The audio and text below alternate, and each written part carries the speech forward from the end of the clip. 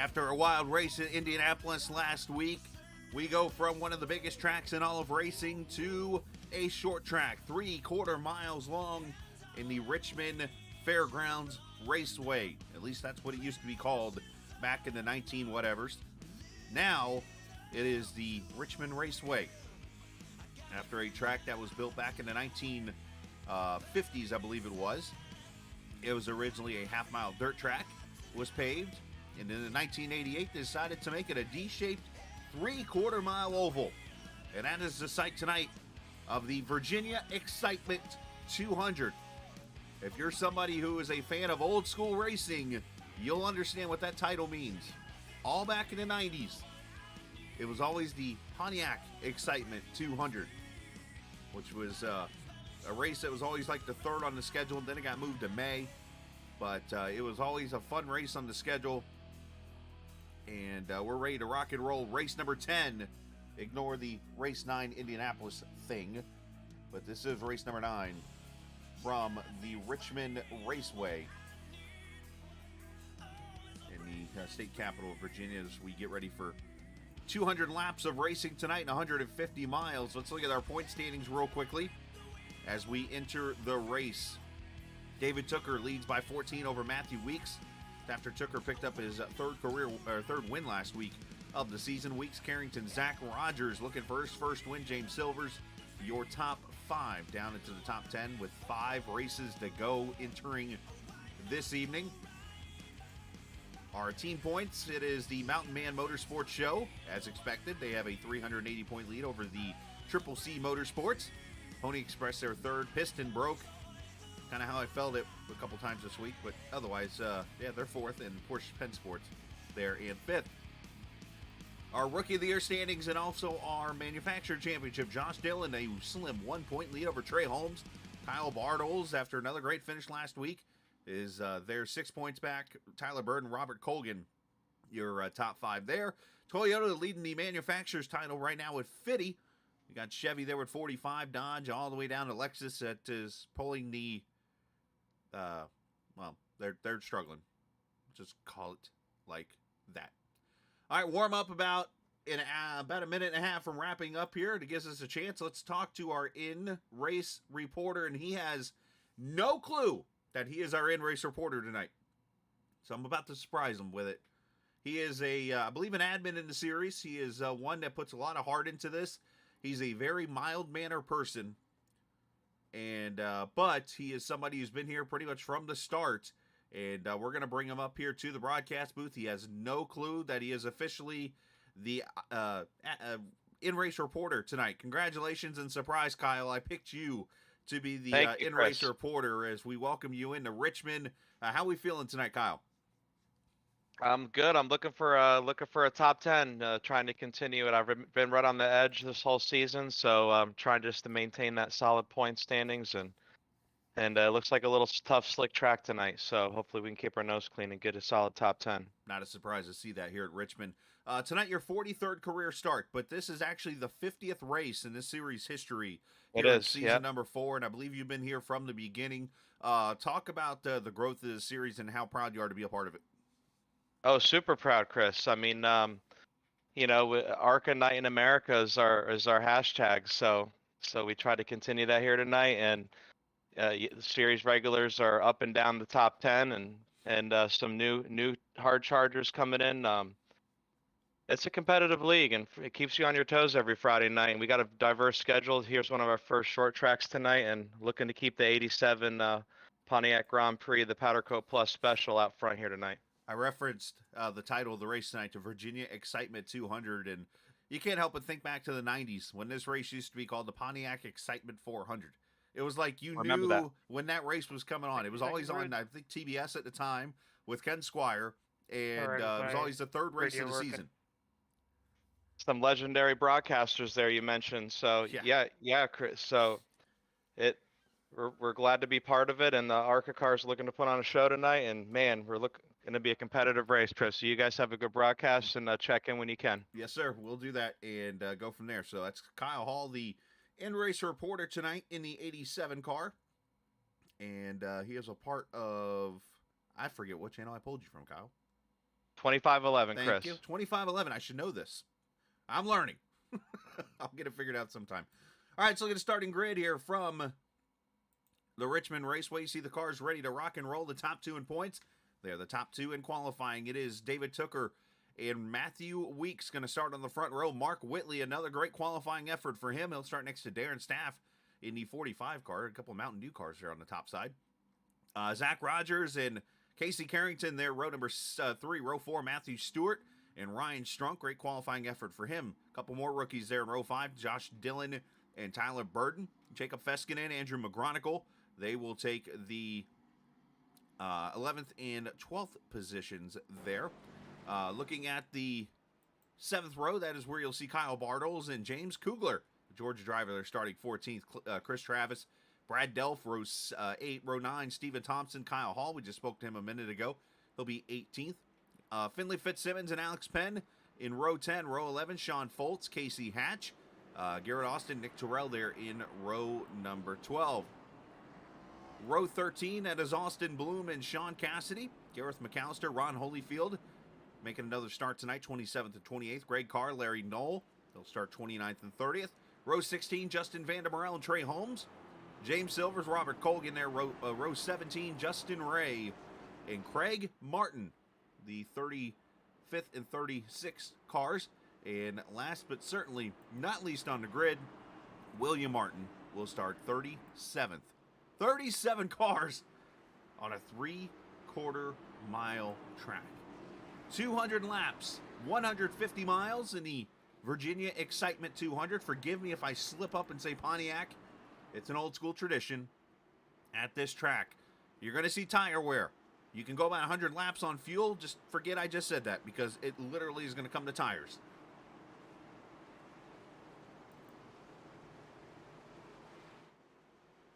Here we go. Pace car is in. Tooker and Weeks lead him to the green flag. Friday night ARCA Racing.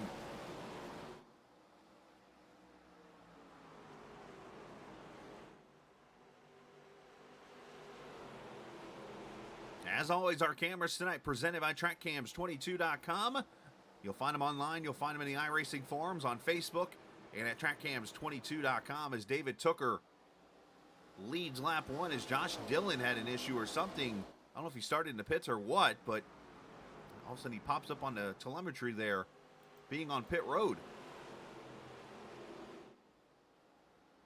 Everybody single file back to the 4th position. That is where you'll see Darren Staff. Inside is Zach Rogers. Casey Carrington there in the, I'm guessing he's celebrating the first Casey Kane victory in 2005 here with that paint scheme. Famous words of Mike Joy. Casey Kane is finally a winner. Was called a victory lane that night when he outran Tony Stewart to the finish line. And Garrett Austin in trouble. Turn 2, our first caution going to be out. And this is something people did worry about tonight. Is we could see some cautions with this very slick track as Justin Ray, Garrett Austin, and Greg Carr look like bring out the first caution here at lap number 3.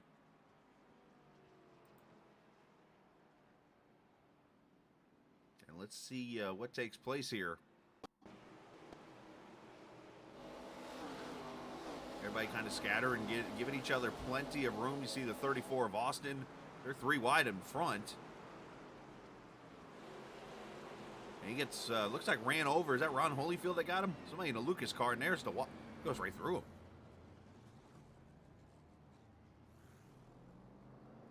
One thing about short track racing, very hard to judge people's passing points here. Or I should say braking points, not passing points. Go down to the corner. Well, you know what, though?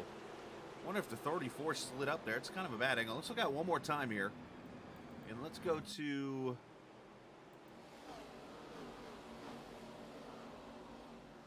He's down on the bottom right there. You see Ron on the top side.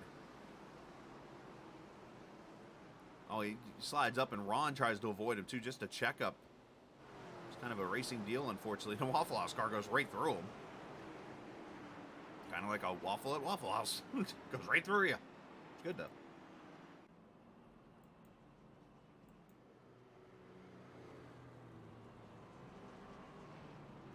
All right, caution number 1 is out. Let's take a look real quickly where we are. And hopefully you had a chance to watch the stream last night.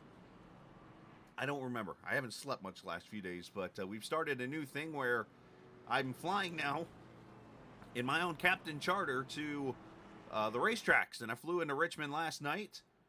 And for those who don't know exactly where the Richmond Raceway is, here it is on the map, thanks to our friends at Google Earth. Right down just north and east of the city is the Richmond Raceway. Again, this track was built as a half-mile dirt track. It was paved, and then, of course, in 1988, they decided to make it a 3/4 miler and put a D shape in it.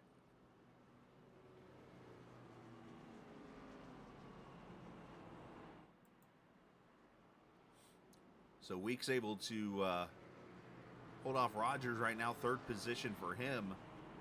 Otherwise, Tooker and Wheatley and Weeks, your top 3. Staff, Carrington, and Strunk there, 5th, 6th, and 7th, and then Stewart there in 8th, Burden and Feskinen. Your top 10. As I mentioned tonight, the 50th race in series history.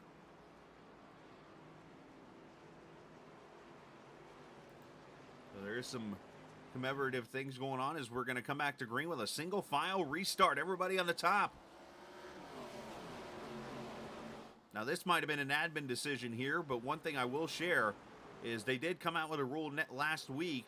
They didn't have to use it, but any caution that is a quick yellow after a restart is automatically now a single file restart. It's actually an iRacing option you can do. So you'll probably see a lot more single file restarts in the future if those kind of incidents happen. So hopefully for their sake we don't, but you never know. Carrington working the bottom side on the 45 for the 5th position here as Staff tries to get that car rolling. Got to be very patient rolling the throttle through this track. You got to get on the brake pretty hard, especially down the front straightaway here. Speeds of about 150 mile an hour. And you just got to wait and wait and wait, and you got a very tight turn too.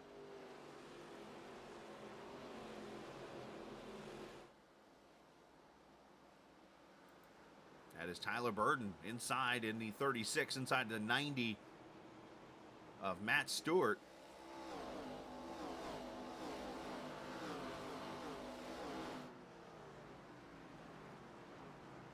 Not able to completely take the position yet. That's another good thing about this Richmond Raceway.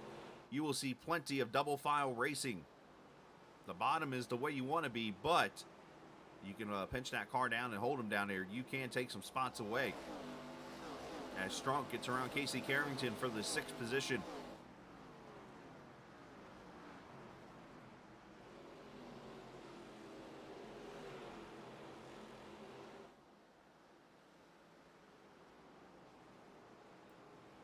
Appreciate the viewers watching tonight on the stream. If you're joining us on Twitch or on Facebook or on YouTube, we appreciate you joining us here this evening as you watch Alex Penn there in that 30 car. Alex, Brad Delph, and Kyle Bartles and Kyle Hall, all a part of this 13th place battle right here. Finley Fitzsimmons, who's had a couple of good races unfortunately go wrong, is also a part of this battle.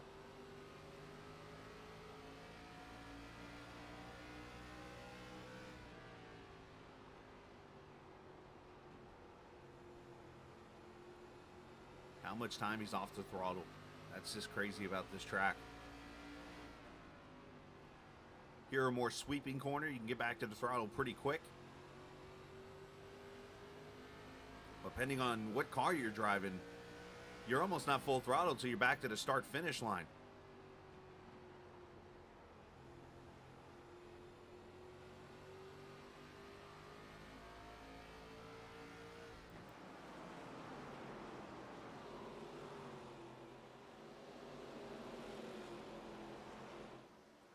$15 laps complete already in this race. Got some good racing back here with Nick Terrell in that 81 Doritos car. That's the 49 car of Sean Cassidy, that red, white, and blue car. And then Ron Holyfield there in the 50 behind him.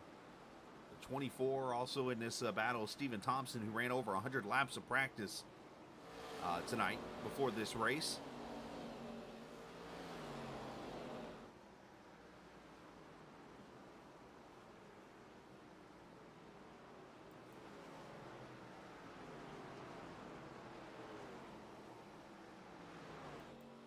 Oh, caution out. Ron Holyfield has gone around turn 2.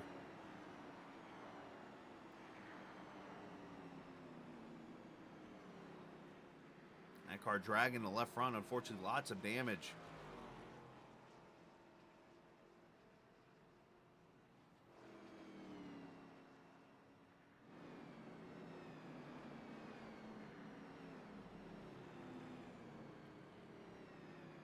Let's see what happened to the 50.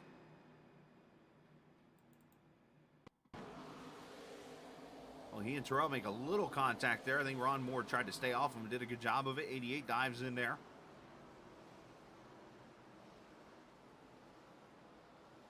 Oh, and he and Silvers make contact.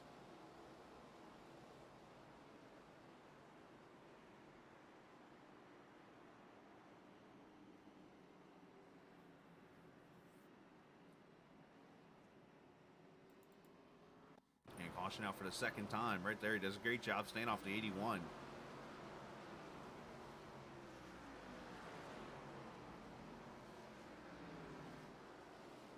You know, two people going for the same piece of real estate, it looks like right there. Bam, outside wall.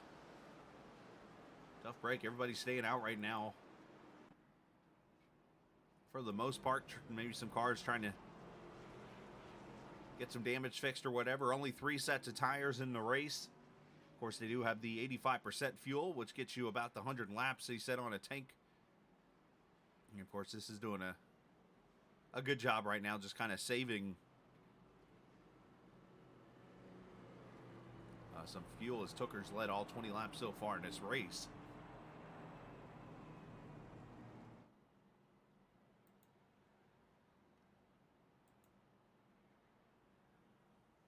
So I mentioned the 50th race in the series history. Entering tonight, 3 drivers have technically, and here's the technically part comes into play here, have been scored in all 49 races.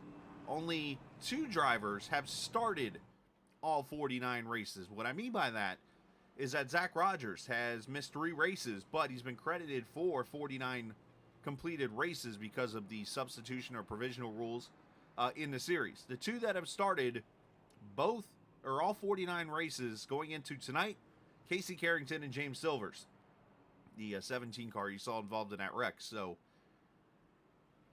everyone else kind of catching up, but man, what craziness I've been a part of here in the last few weeks, being a part of Chad Coleman in 1,000 Sim 500 starts over at that league, and now here tonight, the 50th league racing, and coming up in a few weeks over at GLSR on a Wednesday night. Final race of the season will be their 100th race in series history. So a lot of big things going on here on the Captain Esports Network with these leagues and stuff, and we're honored to be a part of it. All right, pace car lights are off.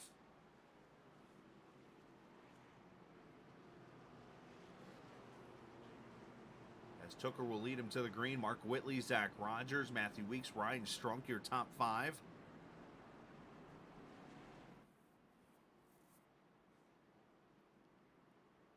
It's funny, I watch the viewer count just climb every caution. I think I talk about this every week. It goes up like 6 or 7 viewers.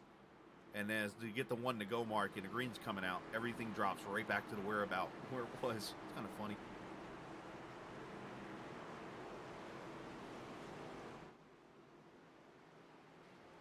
All right, pace car's in. Tooker leads him back to the green.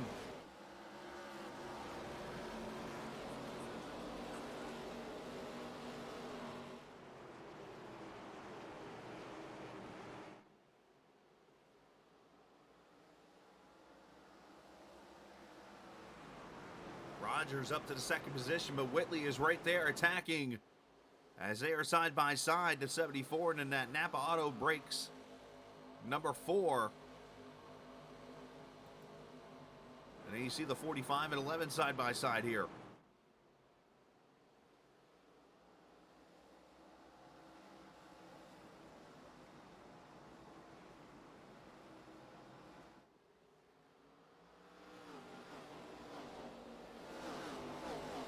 Zucker doing a great job just being consistent there. He's starting to drive away a little bit, 0.3 of a second.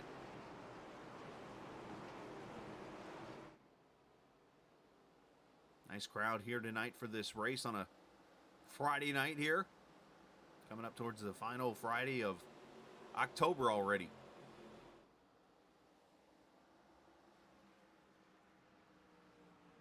And big trouble, turn 4. Kyle Bartles. The 81 has also gone around. A Terrell, the 22, has also gone around. Gareth McAllister, look at this, 38's on his side. We got two people dooring each other over here. But the 38 of Justin Ray is needing a little help, and he toes back to pit road.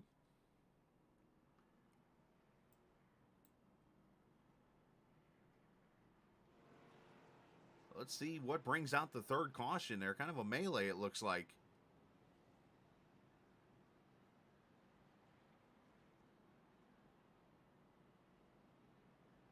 Trying to find where the replay starts pretty much here.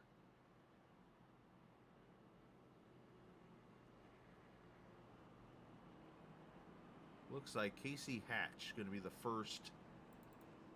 Let's see how this all goes. There's Hatch in the 37 car down below the 95. Down the back straightaway.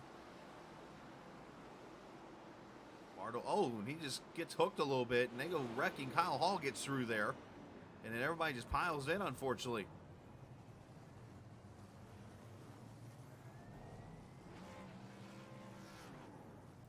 My question is, how does Justin Ray end up on his side?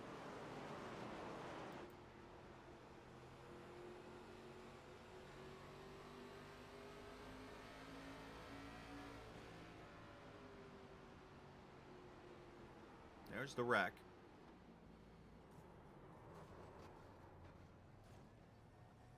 Unfortunately, cars just get into him, it looks like.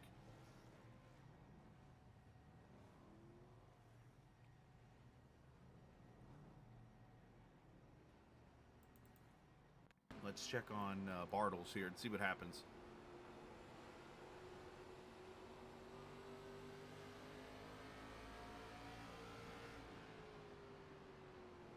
Oh, you see the 89 get loose there in front also of Feskinen.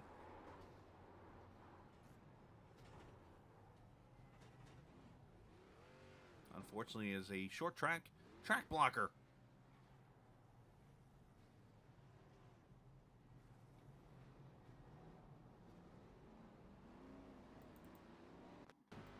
Let's watch this view here.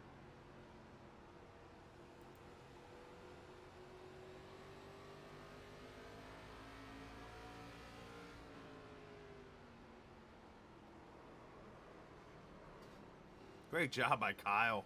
Wow. Oh, and then more wrecking here. The 06 goes around. Didn't see that on the replay.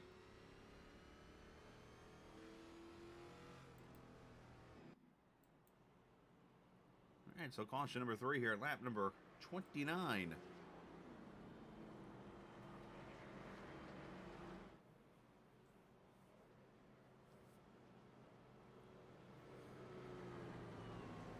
Pace car lights are off. Been kind of weird in the last couple of days. Tuesday and Thursday not having any broadcast or any races or anything like that, and being able to sit back and do some other stuff. Decided to go by that flight simulator thing, like I said, and basically flying the tracks now that I either have broadcast or going to be racing at. So basically tomorrow morning I'll be on the plane heading to Pocono Raceway for the VOR race tomorrow afternoon at 3 o'clock. And then from there, it's off to the Sim 500 races on Sunday. Actually, no, I'm sorry. I got to fly to Daytona tomorrow night for an actual race I'm in. Sorry about that one. All right, green flag back out with Tooker, Whitley, Rogers, Weeks, and Staff, your top 5.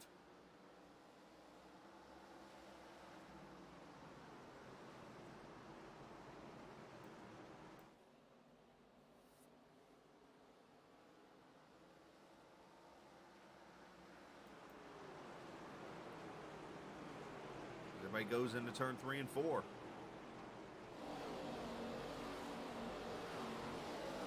Mostly everybody has been on the same set of tires the whole entire race so far. As Trey Holmes comes to pit road, not sure if that's a penalty or not. But he is in. Greg Carr off the track, also Ron Holyfield off track. And Casey Hatch behind the wall. Justin Ray somehow has been able to continue.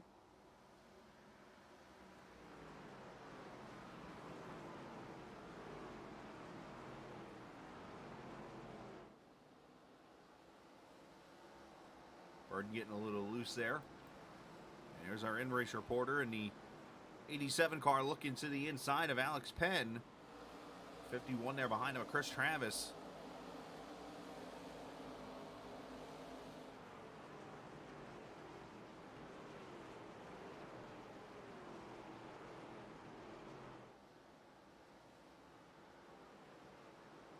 Fitzsimmons there was able to get his spot back after getting turned before the caution. That is him up there in that 060 side by side right now with the James Kugler car.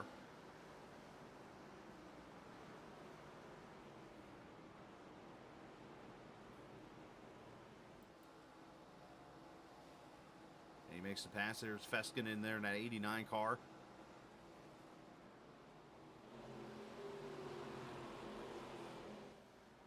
Up front, Tooker and Wheatley have kind of pulled away from Zach Rogers.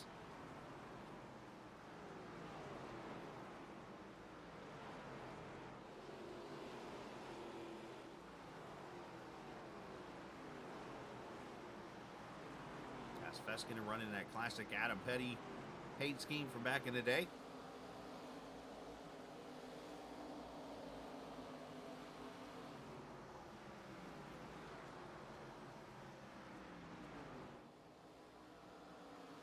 Leaning on each other through 1 and 2. A part of the track that kind of funnels down. You can be as wide as you want to be through the corners, but when you get off of turn 2, you want to be back down to 1 or 2 wide. Because unfortunately, there's just not really any turning able to be done to stay 3 and 4 wide as you watch James Silver's there in the 17, the 24 of Thompson, the 12 in front of them of Josh Dillon.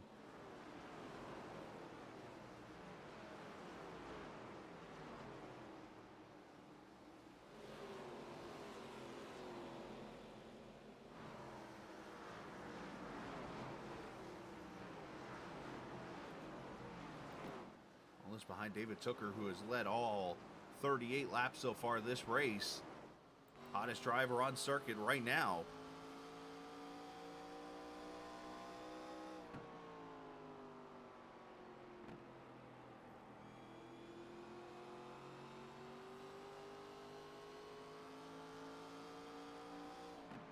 I should remind you also, this race is on a 2-hour time limit. So if we do get a lot of cautions in this race, we could see that limit get hit. We've come very close a couple times. But hopefully we won't have to worry about that tonight.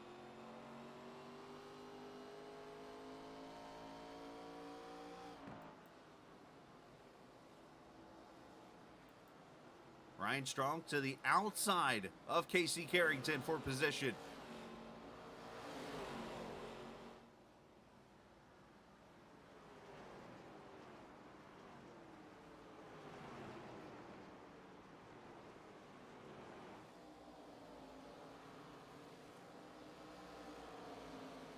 He's going to hold on or take the position away there. So 67 looking pretty solid there. He's 6 right now. I'm sure Casey's is being patient, running his tires, running his own race, if you will, as they look inside of Darren Staff now in the 45.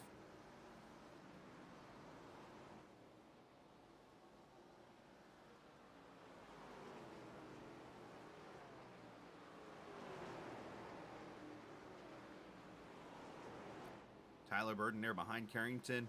All right, so I've been waiting to do this, and I've been trying to be patient a little bit with it.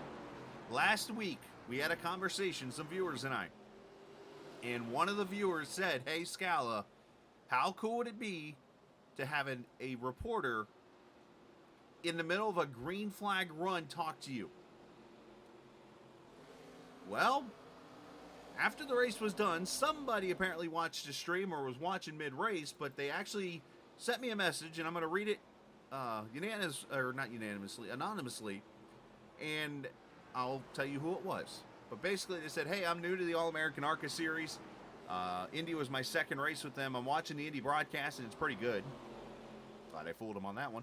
I noticed when you talked about keying up a driver under green, I'd be more than happy to be the guinea pig for you and be an in-race reporter if you want to give it a try at some point. Thanks for your time. Very good job announcing the race and keeping things flowing during the broadcast. Though, with an exclamation point. That guy is on our screen right now. Ryan Strunk, who's running in the 5th position. He's out there by himself. So, experiment time. Let's try it with the guinea pig here as we're 47 laps into this race. And again, I'm all about trying things that you just don't normally see in a broadcast. So let's do a little SRX style interview, if you will. Let's see. Well, the first problem. Well, look, is Ryan in here? Maybe I won't be doing it. I thought I saw his name in here earlier. He's not. I've been fooled by Ryan. What are you doing?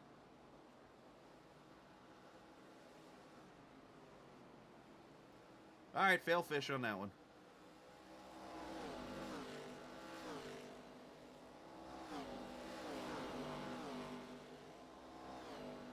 Well, things happen. Speaking of things happening, Mark Whitley putting pressure on David Tooker for the lead here. You wonder who's been able to save the tires the best. You see them coming up on some lap traffic as we hit the 1/4 mark of this race. And caution is out. It is Jacob Feskinen. Also, Van der Morel's involved. I see Kyle Hall has spun around.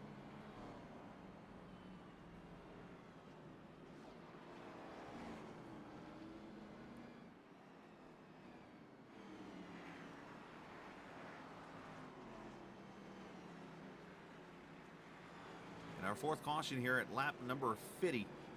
Lap 50 going into 51.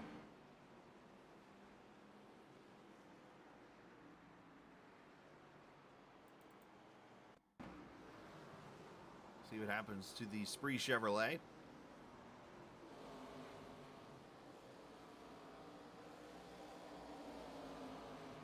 Goes into all of 51.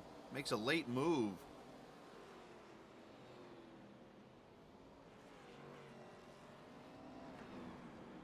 And unfortunately, the 89 gets into the back of him.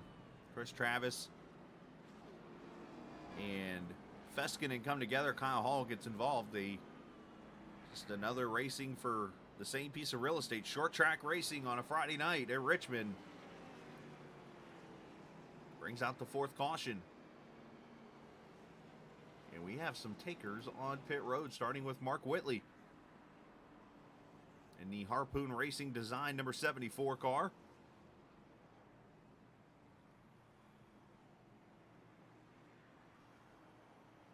Darren Staff, Kyle Bartles, James Kugler, Finley Fitzsimmons, Delph, Hall, Silvers, pretty much a lot of cars with damage coming in to get those fixed up. I don't know if we're going to have any tire takers. We'll have to see here when we go back green.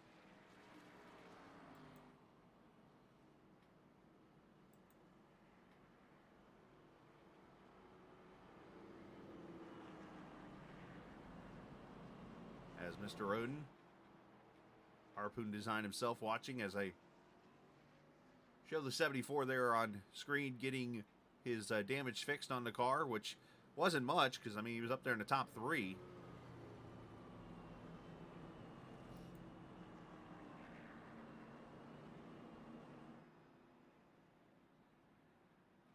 So a side note real quickly, going back to the 50 race deal. I mentioned the 3 drivers who have started all 50 races. Now, there is one other driver on the list who has attempted to start all 50 races, and that is Craig Martin in the 22 car. However, he actually DNQ'd a race this season early when they were actually doing DNQs for cars, and that cost him, unfortunately, the 50th start. So this is the 50th attempted race, if you will, for the 22 car. But he did miss that race this season, so unfortunately, due to records, it's only his 49th start. Brantley reporting tires for the 74 and not much damage. So we're going to throw a second M in there. I like it. Damage. Damage, if you will.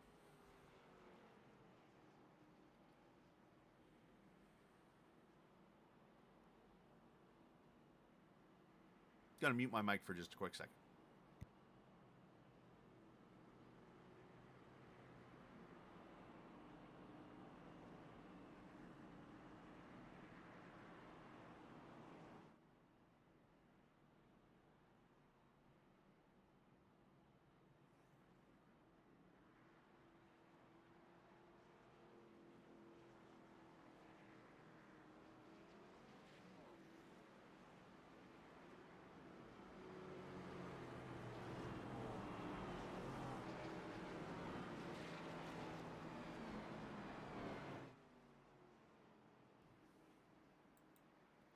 All right, got the one to go to come to green. Tooker has led all 53 laps so far.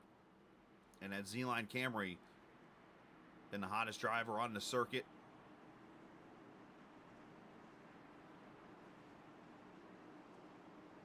Zach Rogers still looking for that first win. Weeks is right there. Been consistent all season. Strunk running great in fourth. And in Carrington, your top five as we go green. And let's do a little Friday night. Turn it up here on the Captain Esports Network.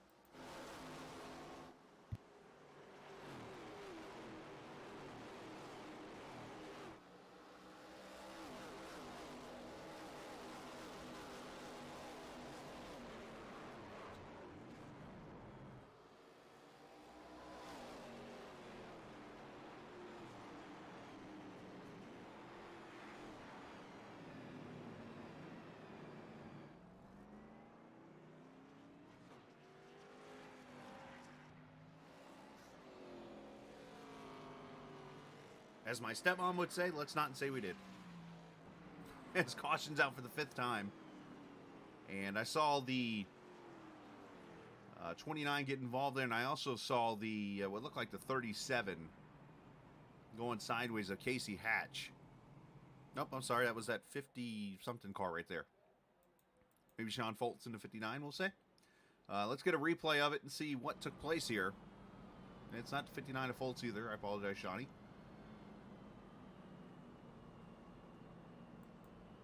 That's who it was right there. The 13, James Kugler. That went around. Let's see the caution and what took place here as we roll that beautiful bean footage. Over on the back straightaway. See them pretty much 3 winders. You see Whitley going up the middle. Trying to be very patient with everybody. 13 kind of blinks out a little bit there. Did he get nerfed or did he lose it there? You see a couple other cars. 58 gets in there. 38 hits somebody. Saw the 34, it looks like, sideways also.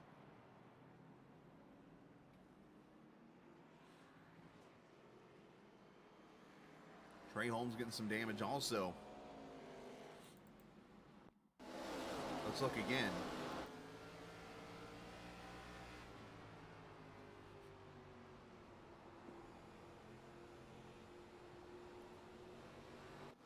He got loose right there. Right before he blinks out for a split second. Oh, Larry Knoll crushes the inside wall.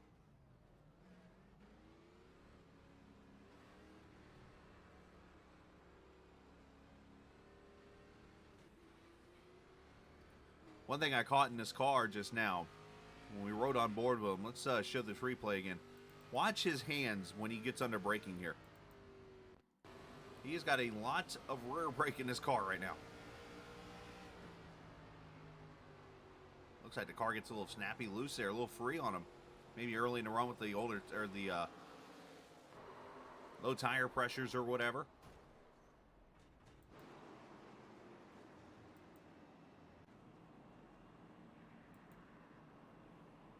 right, so 60 laps complete here, and our 5th caution is out.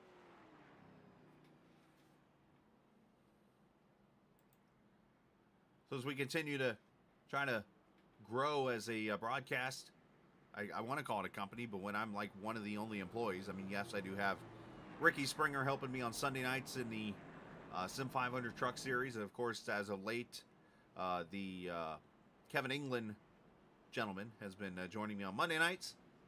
But that being said, I'm always trying to grow as a company, if you will, and improve things. And one of the things that's part of the improvement is working on some kind of graphic of some sort to give you guys an updated schedule of what's coming up on what channel, or well, it's only one channel, but what's coming up in that week or whatever, so that if you're one who is subscribed, you can come and watch anytime you want on the channel.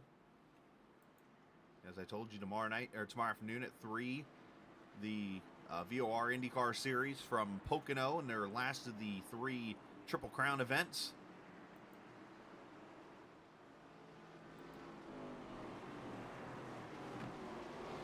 And Tucker leads them back to the green again.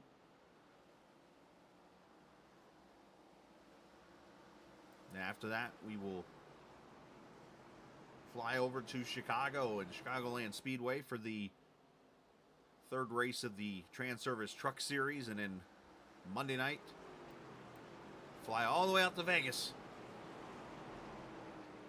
And caution back out, Larry Knoll, having more issues.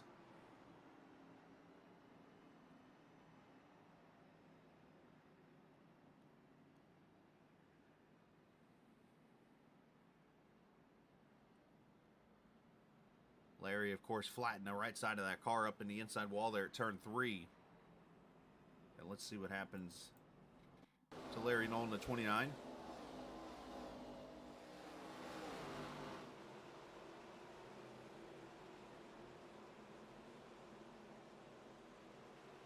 Just trying to be careful. He gets up in the Bartles and in the outside wall.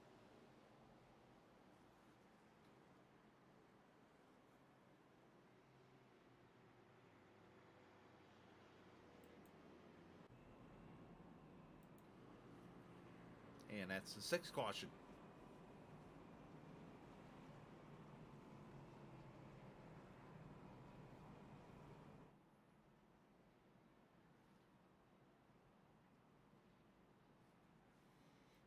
Let's do some reviewing here of what has taken place, of course, in the All American ARCA Series here at recent races at this Richmond Raceway. Of course, last season they did not run Richmond. Back in season 2, however, the Winter Series, as we call it, they did run it, and it seems like every time I go back and look at the history of tracks, it's won by the same guy, John Eckert, the winningest driver in series history, who led 120 of 200 laps in that race. That race was ran sometime last year, I guess, because I can't find the date. Anyways, 12 cautions on that race for 61 laps, so we're halfway there already. We had 4 leaders, 5 lead changes. Andrew McGonigal leading 43 laps in this race. In that race, I should say.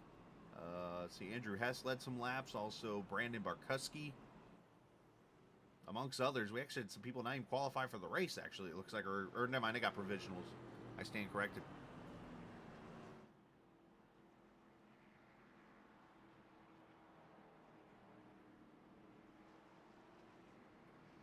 I will say this, though. Eckert started on the pole tonight, so that could be a good omen for Tucker.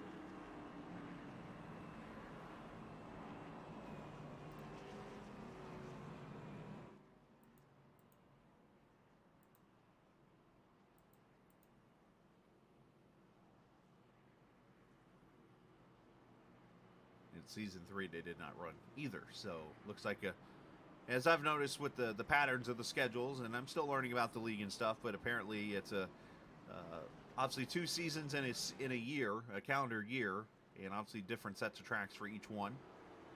which is kind of a cool way of doing things. Yeah, Cody, not hate seeing you out there. Ugh, wow, I can't talk. Cody, hate seeing you not out there.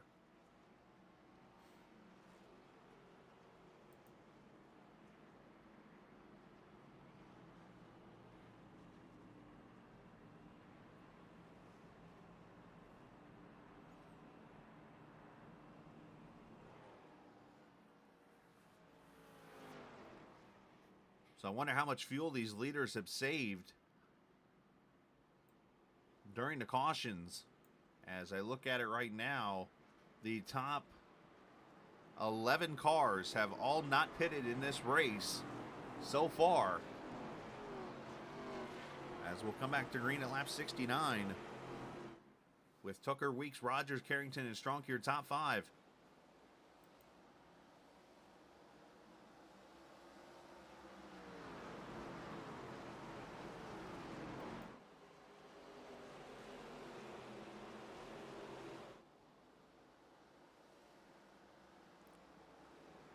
I want to kind of hope that everybody will kind of calm down in single file here, but usually when I say that, something bad happens. So let's just see what happens. McGonigal off the pace.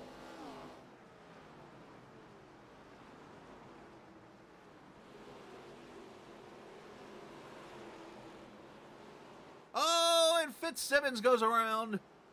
There's your 7th caution. And I think he had some help.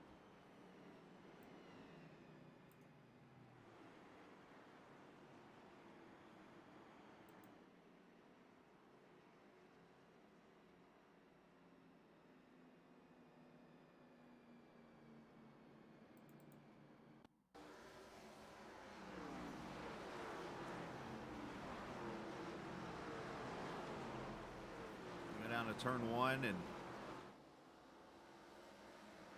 he gets rooted out of the way, unfortunately. Feskinen, wonder if he just couldn't get to the throttle quick enough because of the McGonigal car being off the pace there going into the corner. Either way, caution's back out.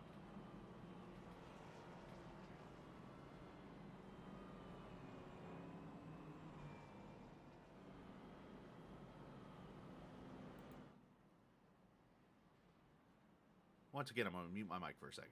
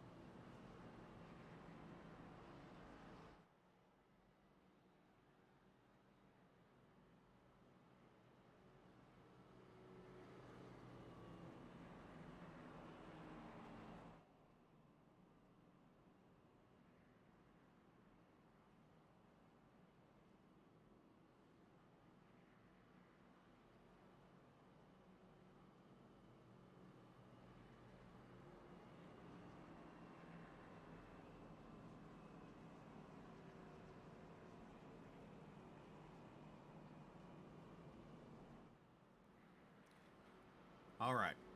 So 74 laps going to be complete this time. We'll get 1 to go. Sure, there's probably some aggravated drivers out there already with the incidents going on, and some that are just wanting to see some green flag racing. And hopefully we'll get to that here as we wrap up the 7th caution of the night. That is making Mr. Joseph Penn, who, oh, by the way, is kind of doing a similar thing I'm doing on a flight simulator. He had to fly from Monza, Italy earlier today to here. A lot better than my flight from Montreal to here last night.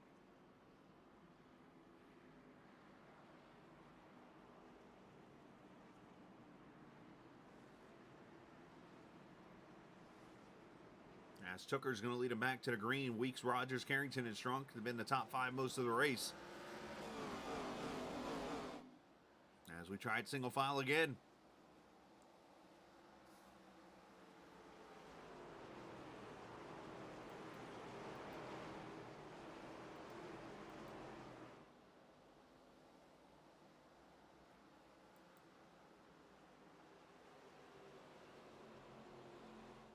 Down the back straightaway out of turn 4. It's got some side-by-side here. 45 and 24. Stephen Thompson started towards the rear of the field, using the pit strategy to kind of move their way up there. You see Vander Morel's up there in the 8th, the 51 of Travis. And here's the 22, and then you see the fresh tires of the 74 of Mark Whitley. 15th position for him as he's just trying to be patient. Doesn't want to get in trouble, but at the same time wants to keep those tires under him.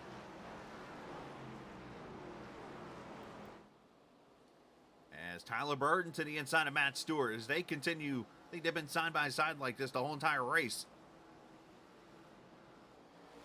And Burton's going to clear him. It looks like all 4.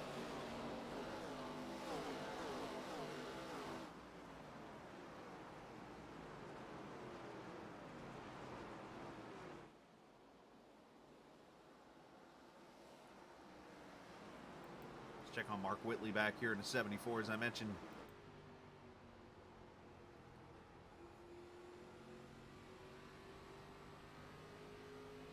Unfortunately for him, with all these cautions, he's had multiple heat cycles on his tire now.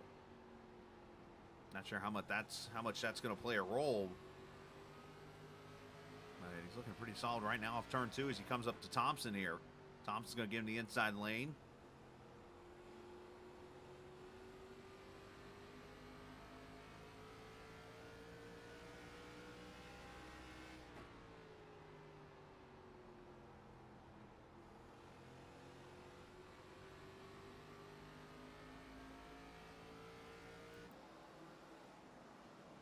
Doing a good job here so far as he is being very patient right now through the field. Alex Penn, the 30 car underneath, going to make an attempt for a pass.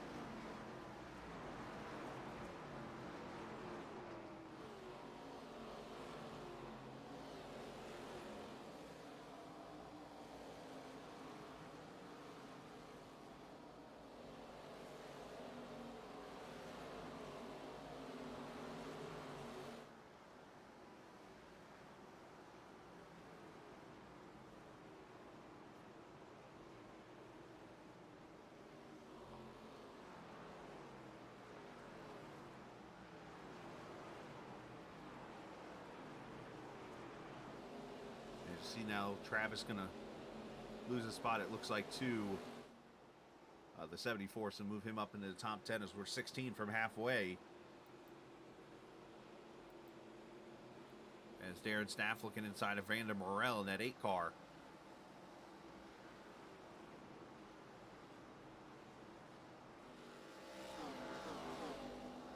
So you notice the start-finish line here at Richmond right there is in the early section of the racetrack.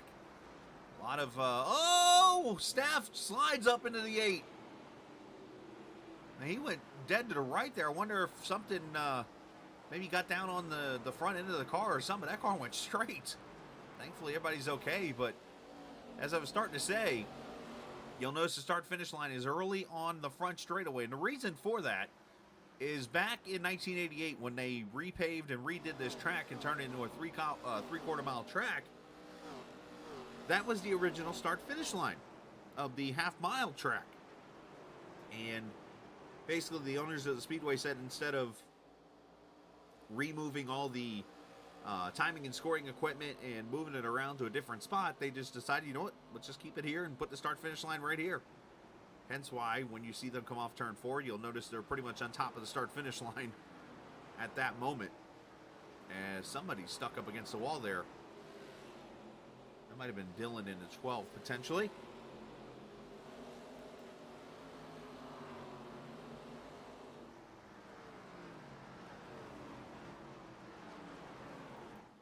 And here's Casey Carrington. These two going back at it. Ryan Strunk and Carrington for the 4th position.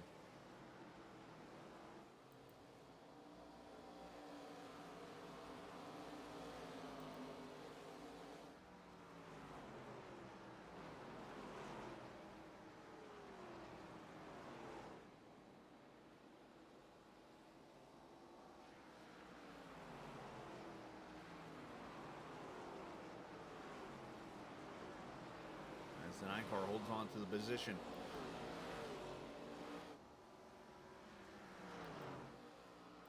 There's our in-race reporter there, the 87 of Kyle Hall in the 19th position right now underneath the AAA to Gareth McAllister.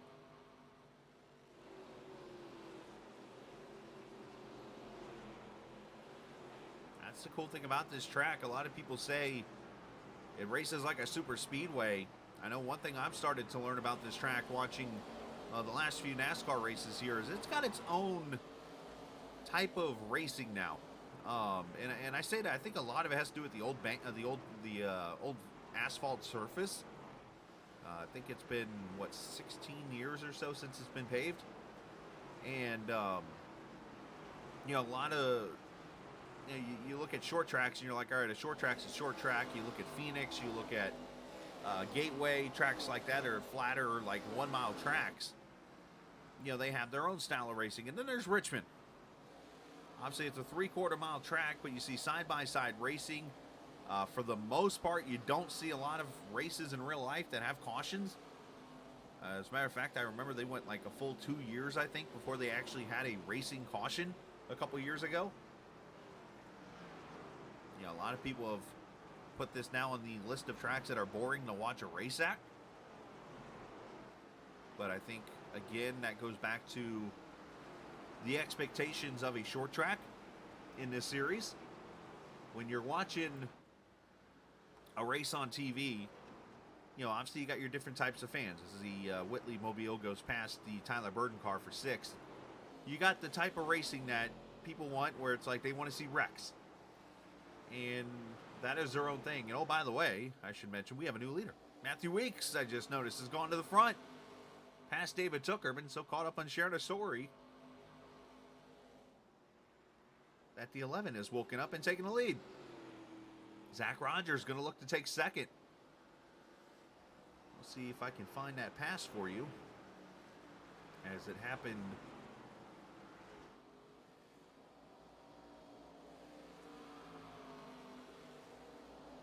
looks like on lap 88, so about 8 laps ago this pass happened.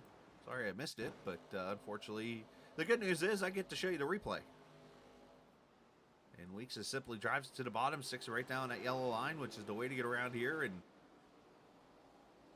these two, I believe, good friends with each other, if I remember correctly. And Weeks just goes to the inside and sweeps out the lead. And right now has 1.4 seconds over the new 2nd place man, Zach Rogers. So Tooker might have burned off the tires just a little bit. Ryan Strunk up to 3rd. And then the fresh tires of Mark Whitley, or fresher, I should say now. Not really fresh anymore. Going back to what I was saying, though, is the racing here, you know, you get people that like short track racing for the wrecks. That think, oh, well, the wrecks are what makes racing the way it is. And it's like, okay, yeah, that's one way, I guess, to look at it. But, you know, I look at it as in racing is racing. And what Richmond has turned into is a tire strategy type of racetrack, where you pit for tires and that kind of thing, and you see, you know, just side-by-side racing and that kind of thing. Some call that boring, I guess. Everybody's got an opinion. As we come up to halfway next time by, let's check out Darren Staff here underneath the 90.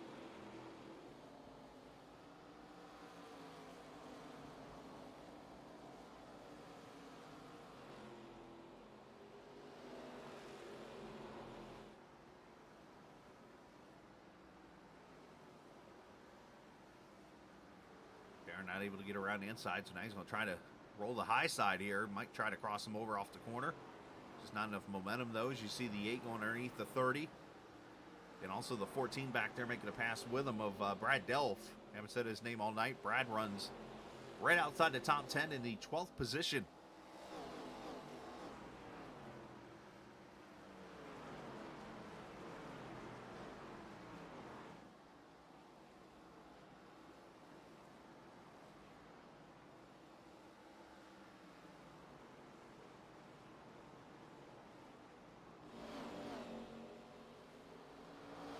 Watching lap times right now. Yeah, I talked about Mark Whitley a little bit ago. Mark did get by Ryan Strunk for 4th just now.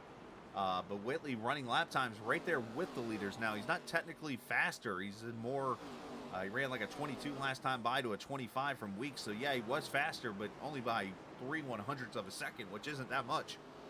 We'll see this time by with Clean Air what he does. 30 for Weeks and Whitley a 33. So basically, you wonder if the tires have kind of evened out a little bit. From Whitley up to Matthew Weeks.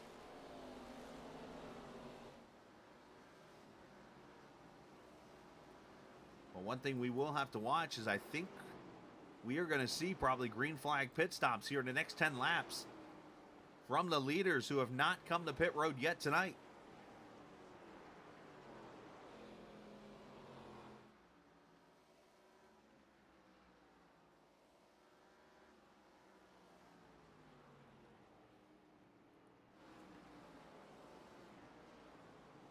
Matthew Weeks, our second leader of the night in that Mountain Dew Charger.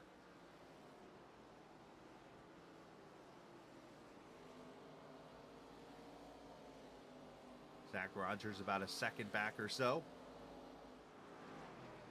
And of course, third being David Tuckert and Whitley and then Strunk, your top 5.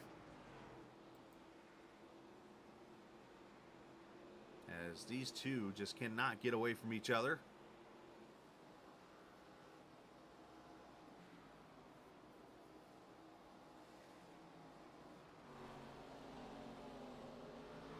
Now, you do notice that Casey Carrington is running the Tribute Casey Kane 2005 winning car here. The difference in the car is the number color, and the spoiler is gold. And that is to commemorate the 50th start tonight for the series. 50th race. That's why you see the gold number. Tradition back then, that number was obviously white with the red spoiler. And of course, if you remember correctly, 2005 and 2004 was the year of the tragic Rick Hendrick plane accident in Martinsville, and that was the only time that number was not white, was when they put the numbers in black for the last 3 races of the season, or 4 races, however long it was at that point. But these three having a great battle, 5th, 6th, and 7th. Burden going to try to topside here.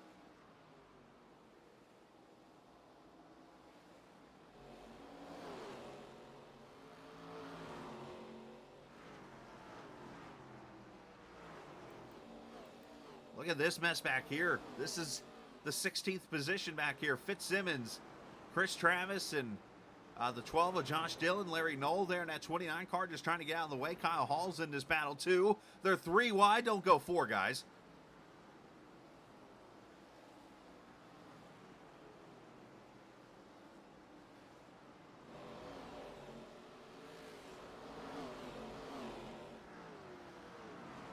They thought about it.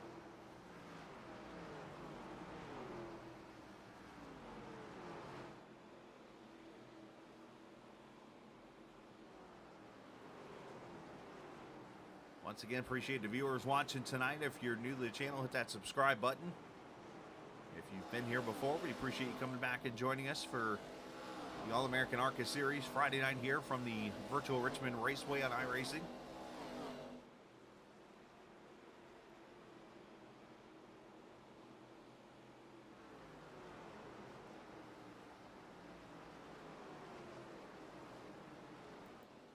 Check in on Brad Delph, who's under attack right now. Ben Dunn in the house. Cheering on Austin Bloom, the Hershey's chocolate car.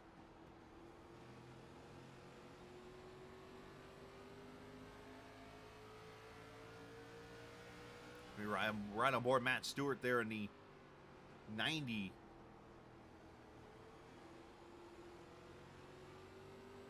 Ooh, close there between the 14 and 45.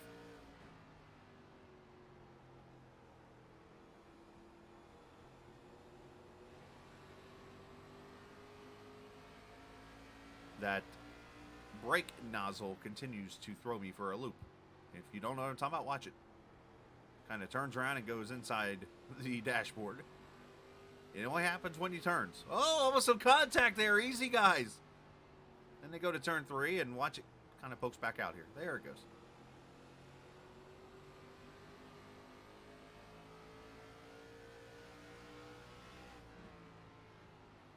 So 45 and 14 working pretty hard there. I see that battling, and up here, these two just can't leave each other alone. And here comes Matthew Weeks, the leaders on pit road. And this is interesting. They need this race to go green for a while. They're going to lose at least a lap, if not 2 laps on pit road to take tires. And right now, this plays right into the hands of those who have pitted under caution.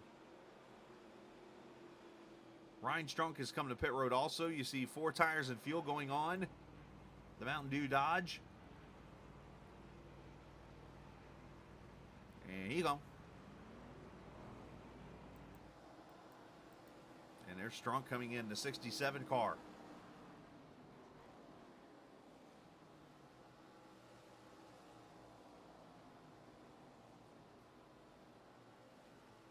Matt Stewart making a pit stop now.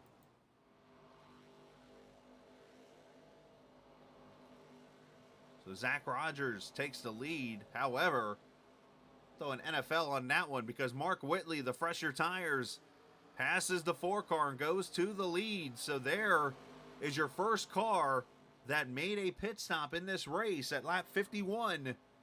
The 74 goes to the lead. So with the way this race is setting up right now, the guys that pitted at lap 51, they can likely go until about 151 to 160 or so in this race.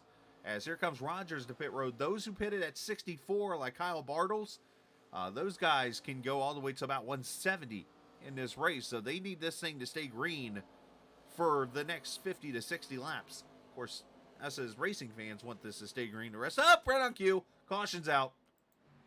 And it is Larry Knoll. And the 29 has gone around, and this race just got shook up like a game of Yahtzee.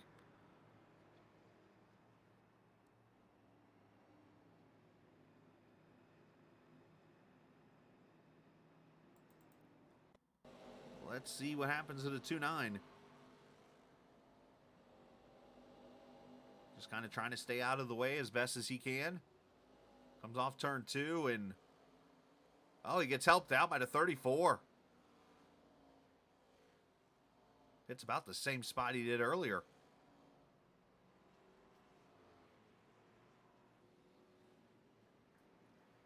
Caution's out. Leaders are on pit road.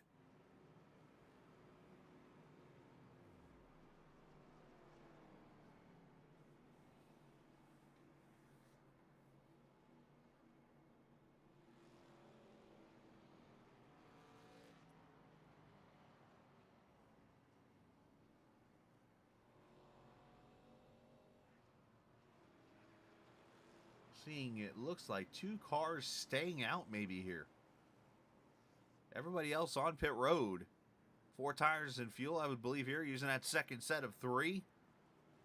And that will be Whitley winning the race off pit road. However, Andrew McGronigal and Jacob Feskinen have stayed out here at lap 122. So let's go and talk with our in-race reporter tonight, the 87 car of Kyle Hall. He might be able to explain what Andrew's doing because they're actually teammates as I look over there in chat right now. Kyle, you got a copy, bud? Yes, sir. Thank you. No problem. Kyle, you are running, it was P10 a second ago. Looks like you've come to pit road, so you're hanging out, coming off pit road right now. Let's talk about this race because it kind of just got flipped like a Yahtzee game pretty much here. And you get this caution mid-run right now. You've come to pit road here, which could be likely for the final time, unless you get like a late caution. Talk about how's this help you, maybe hurts you, or what kind of spots this puts you in right now? Yeah, I had a little bit of a longer pit stop that I wanted to there, Chris, but definitely, you know, I was following my teammate Sean Cassidy coming up through. We had about 15, 20 lap fresher tires in the competition, and we could have kept on going a few more laps, but caution flag in the middle of that run, and hopefully we're able to keep our nose clean here and get a solid top finish. Your teammate McGronigal up there in the front. What talk about him a little bit here because it looks like he's trying some strategy here. He is, and that's he's strong at the strategy game, and multiple races in the past here in the series. You know, you can see Andrew making his strategy calls and get him up front. So we'll see if it works out for him tonight. If we can't get the win, we're definitely pulling for Andrew or Sean. And yeah, in typical All American ARCA Series fashion, we have several early cautions and then a long green flag run with green flag pit stops right there. So we'll see how the rest of the race goes, Chris. Appreciate you checking in. Yes, sir. 75 laps to go. Go get him. Thank you.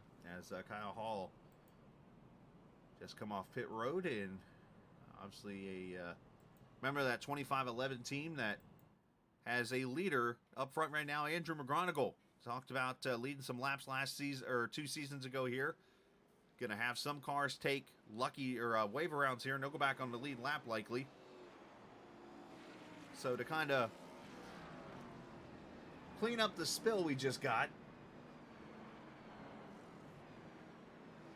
looks like Matthew Weeks is going to restart 21st after what just took place. So there he is in the 17 car. Zach Rogers, he took the wave around here. He'll restart 23rd. Justin Vandermeer will be 24th. And it appears we have... Let's see how many cars here on the lead lap. I'll get it cycled out here in a second, get it figured out. As we come back to the green at lap 126.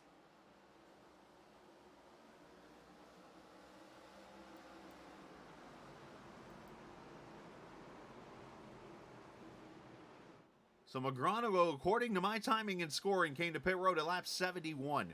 So he is on 56 lap tires, if I'm seeing this right. And Trey Holmes goes around.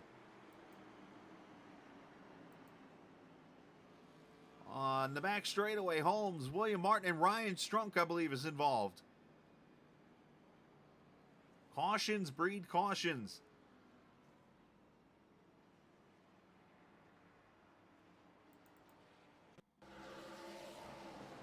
Let's see what happens to one of the big members of the Rookie of the Year battle right now. There you see the 83 of Tooker. He leaves a lot of room on the bottom, does the 88. And he gets up there and starts playing door bang with the 13, and it takes, and Kyle Hall's in it. Unfortunately, the 89 of Feskinen gets a piece. A lot of cars involved in this one. That was very interesting watching the 88 and 13 kind of, the 13 and 88 door bang each other in turn 1 and 2.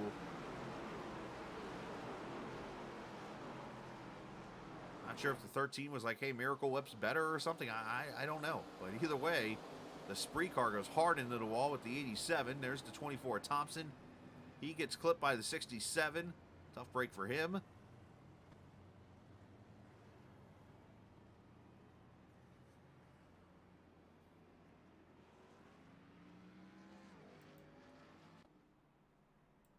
And let's see what kind of pit strategy we get. None of the leaders coming in, so just people going to get damage fixed.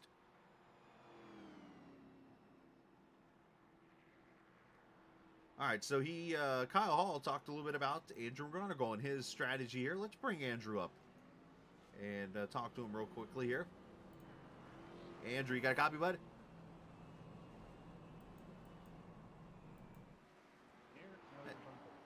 You there, Andrew? Yeah, I'm here. Right on cue. You blink out. That's good timing. Hey, want to talk real quick. I just talked to your teammate Kyle there before the last caution. Obviously, he was our in-race reporter. He brought up how good of a strategist, I guess, so to say, you are with this. So let's talk a little bit about this strategy. You, according to my telemetry, pitted at lap 71, so you're about 60 laps with few caution laps in there on tires. Talk about the move here to take the lead and what's kind of going through your mind a little bit here. Yeah, I honestly thought tires would mean a lot more than what they have today. That they're only fall offs about a second after 30 to 40 laps. They really don't mean that much. I stayed out there to get a little bit of track position, pray for 4 or 5 more cautions like this, and then I'll come down and take my last set with 30 or 40 to go. That's the plan. Obviously, you got a really fast 74 car there behind you. He's led some laps himself. Is it one of those where he gets to your inside, you kind of let him go there, or are you ready to fight and try to keep whatever you can get? Yeah, great question. I'll give him all the room in the world, but if there's only half a lane there, I don't expect a nose to be underneath me. So I'll race him the way he races me, and hopefully it's clean. He's got fresh tires. He should be able to go around me on the outside with no problem. So I think we're about 1 to go here. Absolutely. And you led some laps in this race 2 seasons ago, too, so good to see you up front, and best of luck with the strategy. Thank you. Absolutely. Andrew McGonigal running P1 right now. A true story about, it's a different spelling with that last name.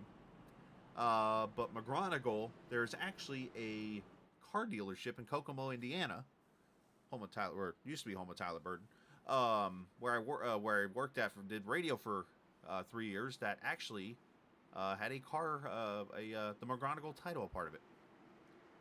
I can't remember the exact title of the place, but I remember McGonigal Buick GMC. I think it was a different spelling though. Here we go, back to the green flag, lap 133.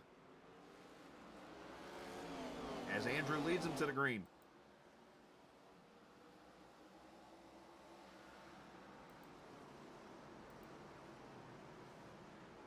Whitley with the fresher tires. Pretty much everybody behind him with fresher tires. He said he'll race him like they race him. So let's see if Whitley's patient with him. I'm sure he will be. He's been patient pretty much rolling back up through the field. He's going to take the top side. McGonigal, plenty of room on the bottom. Is going to let him go, just like he said. So move the 74 to the front. Carrington, top side, going to try and take second. Here comes James Silvers in the 17. And caution is back out. And the points leader, one of the points leaders involved. The 13, the 11 of Matthew Weeks. I wonder if this had the 87 in it, because Kugler is one of the other cars who is the 13. Weeks, I don't see much damage on the 11. He should be okay, but let's see. All right, I do not see the 87 around, or the 88 around, so gotta throw that card out. But it looks like 13 gets loose. Kyle Hall gets into him.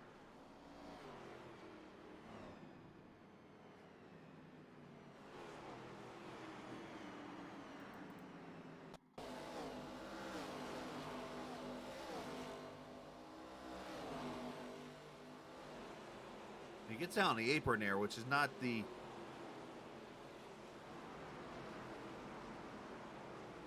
Well, he didn't lock the brakes down at all either. Well, yeah, I guess he did because the left front was locked. So, yeah, I take that back. But the 11, unfortunately, getting involved in that. So, interesting. As I say, the 09 has come to pit road. He said he was going to try to get a couple more cautions and stay out. Well, after he lost the lead, he went in and said, I'm coming to get tires now. Lap 136 for the second set here. So, he'll have a little bit fresher tires here in this race. As I look at the time right now, a little before 10 o'clock. Let me click over here on time real quickly for the race itself. And it says 46 laps to go. And we are at, I do the math here, 63 to go. So right now, unfortunately, time is winning. Time is not on our side. As the song, well, we wish it, didn't say in this point.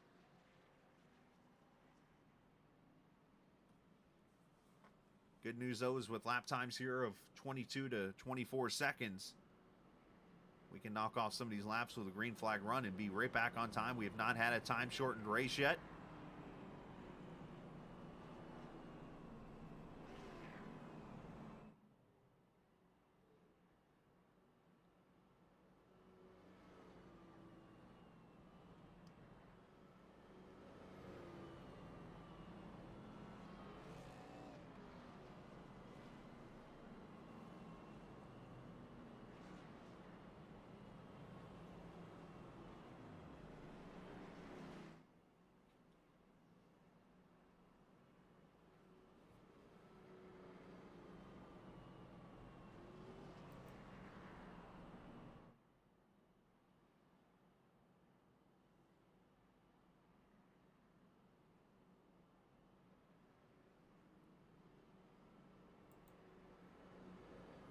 All right, so next week,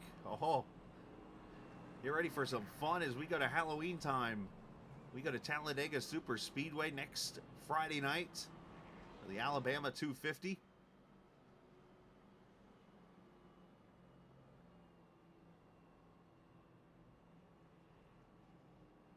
As we hit the 4 race to go mark after tonight. And those 4 races are Talladega, Texas, Phoenix, and Homestead.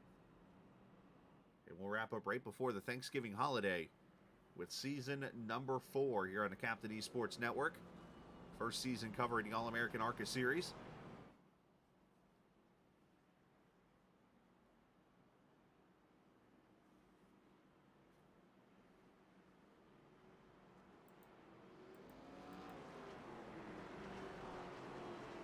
As we come to the green, I'm going to try the 50-50 game again here. We're going to try to turn it up.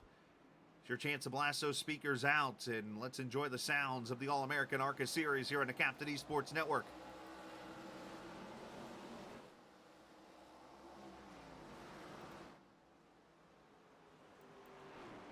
And that ended really quickly as Vandermeer goes around.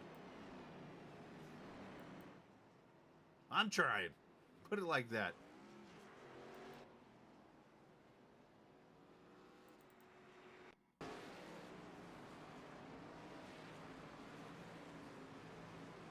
Brandon Morale, one of those on the tire strategy with Zach Rogers and guys. They go green here. Oh, and something. Did he get loose or tight or something? But the 67 gets in the back of him and turns him. We'll have to go on board and see what happens here.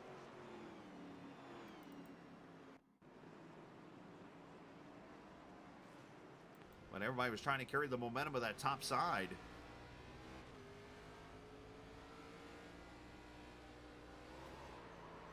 Yeah, that's exactly. He got out of the gas because he didn't think he was going to make the corner. And unfortunately, on a restart like that, you're going to get ran over. Which kind of brings me to the idea here. I got to kind of, as this is happening, I kind of think this through. I'm going to roll this in slow-mo, but everybody's up here on the top side. And the reason why they're up here, if you're not familiar with the old school racing, in NASCAR back in the 90s until 2006, I think it was, they ran single file restarts. You've always been able to pass on the top side. So what's the best way to block the top side? You put it up next to the wall. They can't get to your right to make the pass. However, as you watch these cars come to the green, they're all running up against the wall. So as these cars are getting a run, you almost wonder they should be able to kind of cut the wheel left and go to the bottom of the track to get the run off the corner, but instead everybody's running up against the wall, and it kind of puts you in a spot like right there where he has to check up because he thinks he's going to hit the wall and goes around. So, like, I kind of think about this as now I'm going to show it at real time here. But watch here. Everybody restarts up against the wall and stays there. If I'm a car like Rogers or something, you're trying to get a good restart, cut that thing down right here. It's a shorter way around. To my knowledge, there is not lane changing rules.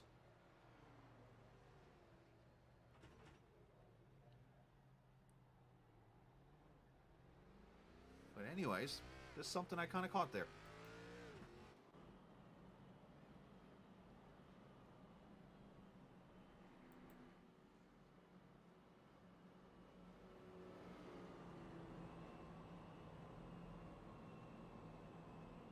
not to mention the 12 degrees of banking they got at this track. You could use that banking to kind of gain some speed to the straightaway there.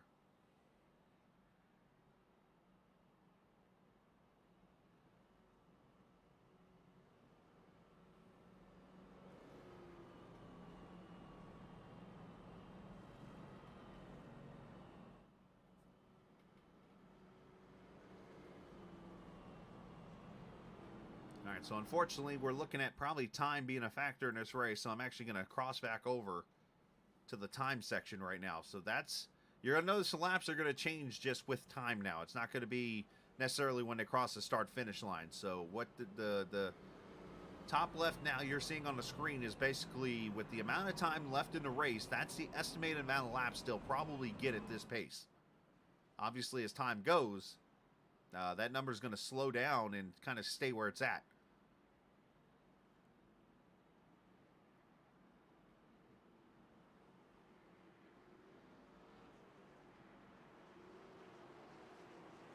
Unfortunately, I've not been able to figure out how to switch the laps to time when it comes to that on the screen. So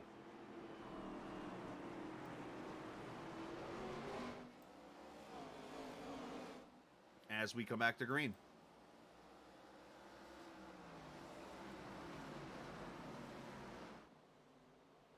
Whitley leading this race.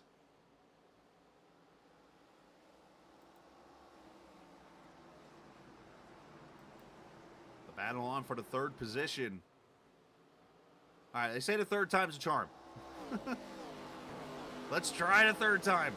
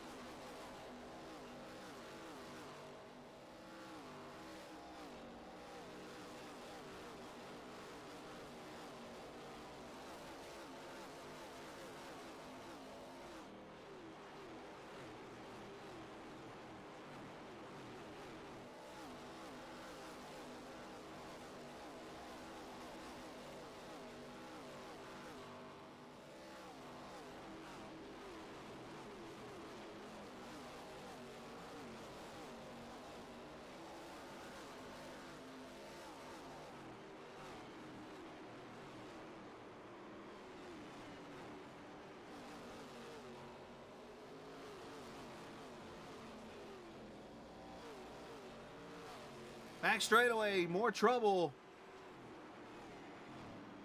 Now we got a couple laps of it in.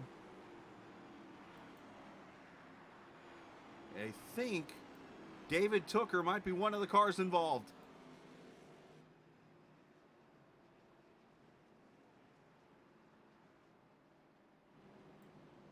His car looks pretty clean, so I don't know if it's him necessarily.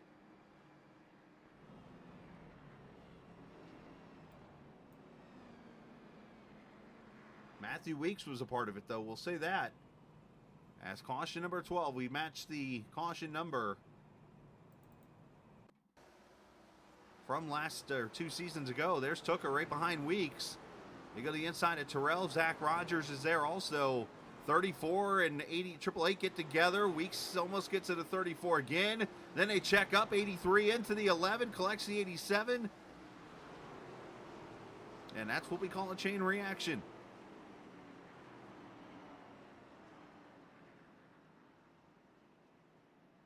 This race is definitely not fallen into the hands of those who pitted there under the green flag.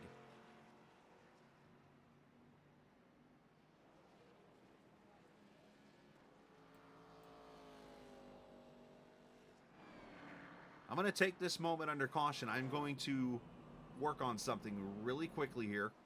And I'm going to quiet my mic, but I'm going to do something just setting up the broadcast. I'm going to make a quick little change. I'll be right back in 1 second.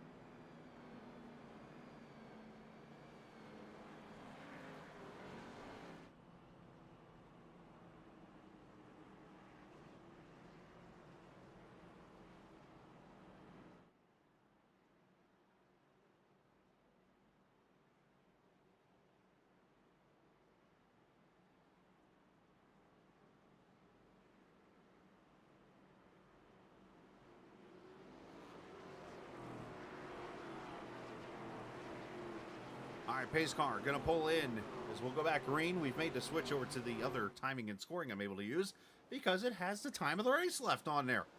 As here we go, lap 155.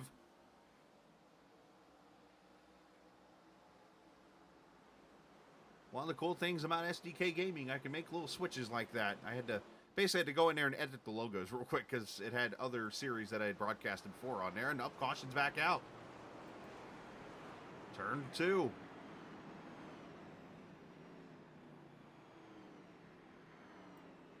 Chris Travis involved.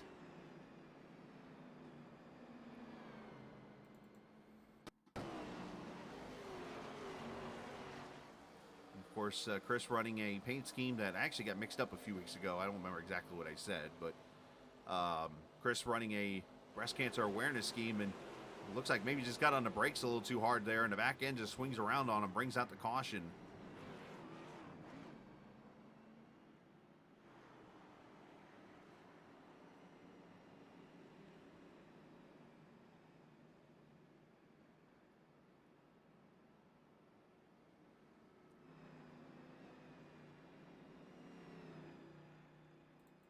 Obviously saw a lot of cars check up there.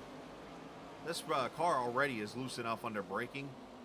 And Richmond's one of those tracks, and no matter what car you drive, for some reason, there's always a lot of front end brake that causes the rear end just to come around. And you see it right there. Just does a little loop-de-loo and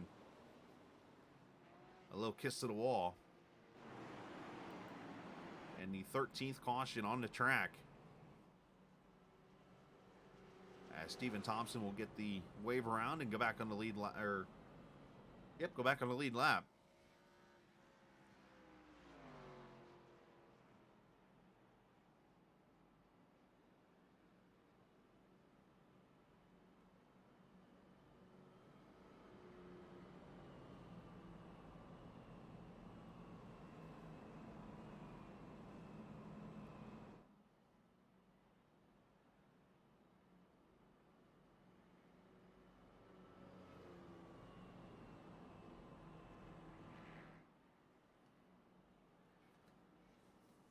So I was hoping not to have to do this again, but I'm going to do it here just to have a little fun for a second, let you guys learn about me a little bit on the stream. Obviously, we've had a few cautions tonight. Charlotte, we did the whole going around trying to find race shops. In Michigan, we did the whole theme park deal. This one is a little more, what I want to do here for a second is show you something that is really cool. Or at least maybe I'll wait and see if we get another caution before I do it. But I want to show you one of the coolest things I've not had a chance to do yet. That is actually in Virginia. That if I ever get a chance to get back to the Commonwealth here, I would like to just go to it once. I've driven through this state a few times. Actually through this Richmond area. And it's a beautiful state, real cool state. Especially you get out there in the mountains near Blacksburg and stuff, where Virginia Tech is and that kind of thing. So as we come to the green, 25 cars on the lead lap.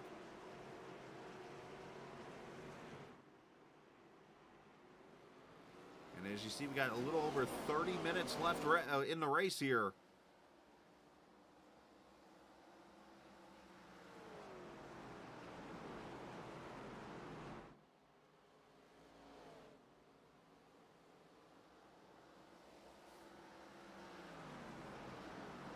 As Whitley, Carrington, Fitzsimmons. Oh, and Fitzsimmons gets loosened up by Burden. And Silver's under attack. Here comes Darren Staff.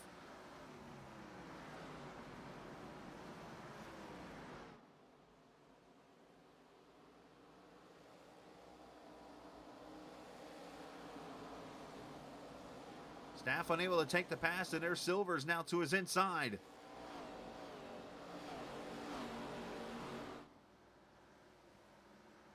Alex Penn in the 30, Brad Delft there behind him in the 14 car.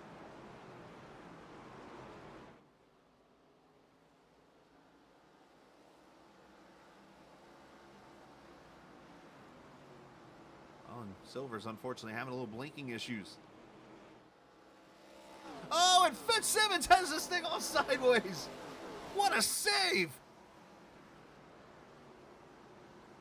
You are not supposed to see the side of a car on the front straightaway like that.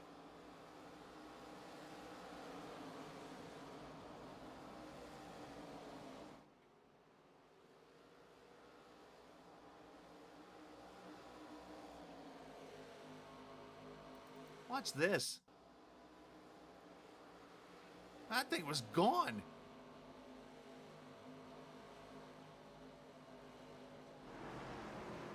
Heck, he's still trying to save it in turn one at that point.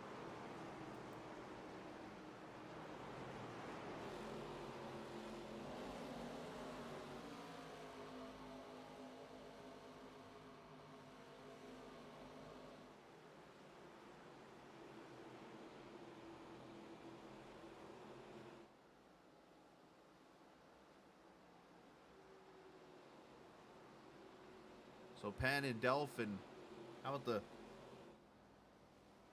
car of Sean Cassidy there? And how about Austin Bloom in the 10th position there in a Hershey's chocolate car?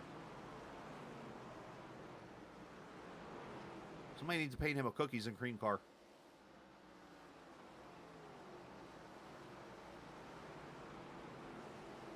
As Bartles there in the 95. There's Colgan there, his teammate behind him in the 94 car. A lot of these guys working their way up through the field, taking advantage of the strategies.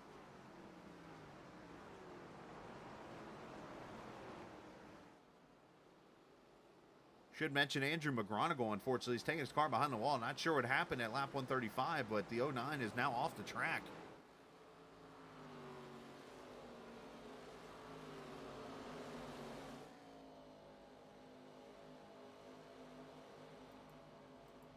As all these cars, single file. Oh, 48 dives it in there on Colgan.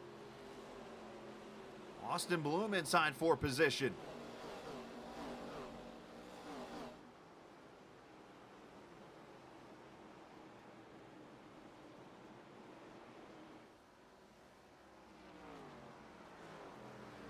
Checking on those cars that pitted.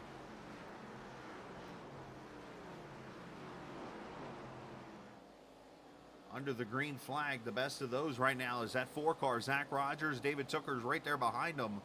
These guys running 14th and 15th right now as they try to get back through the field.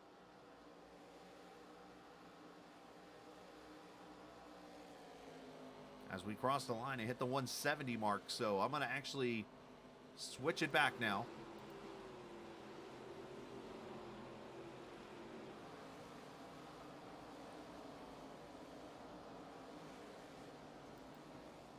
And there we go, 30 laps to go in this race, so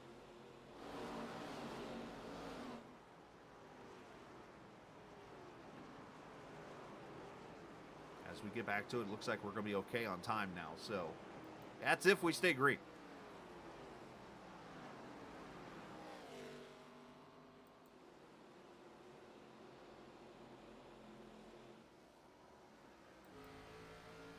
He ride with Brad Delph, the 14 car.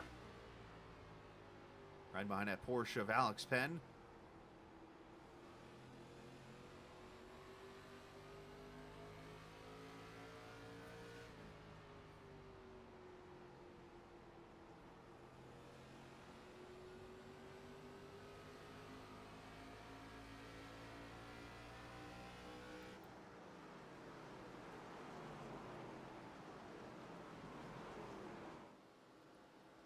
Once again, next week will be Talladega Super Speedway, 8:30 Eastern Time. We'll be here for you on the Captain Esports Network.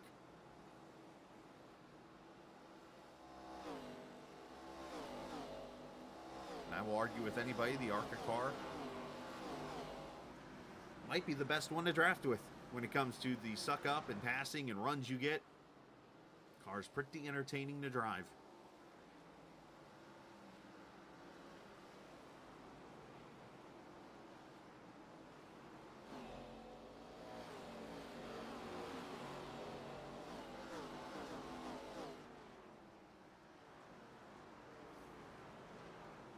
Up front, Wentley has a 1.3 second lead over this battle now for the second position that shows up here as Carrington trying to hold off Tyler Burden.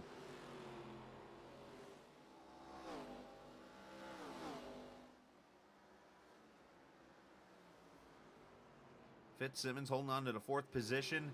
And of course, Darren Staff there in 5th.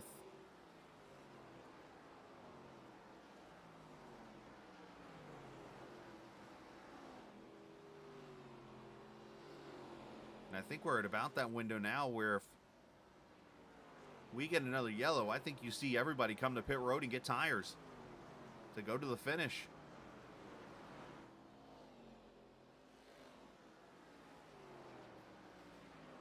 But I think for the sake of the driver's sanity, I would like to see this race stay green. As Delph to the inside of Penn.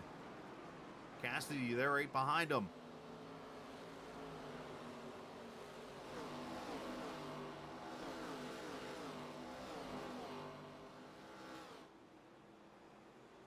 As Penn drives the thing up to Roanoke.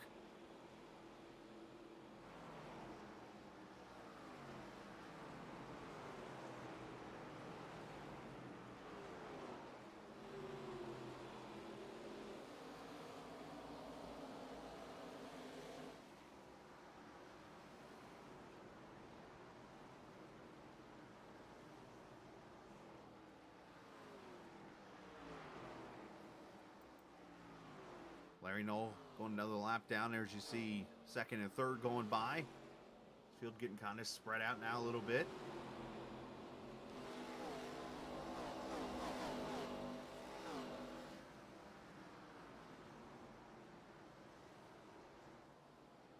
And the 83 going by, David Tooker, and you see Matthew Weeks right there behind him. And the 4 of Zach Rogers is actually behind them now, so those guys have gone by Rogers as they try to work their way up through the field here. They've been the fastest cars all night, but got caught out with pit strategy, and now it's a race from the back as they work their way up through the field.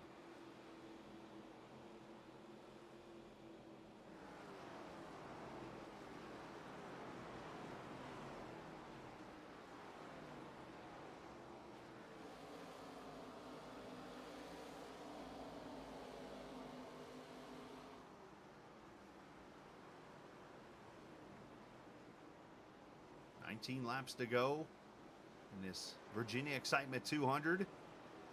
Race number 10 of this All American ARCA Series. And appreciate all the viewers watching tonight. Looks like we've been hanging around 15 to 20 all night, which is cool. Appreciate all the viewers tonight. If you're enjoying the broadcast, hit that follow button. Of course, our cameras tonight, trackcams22.com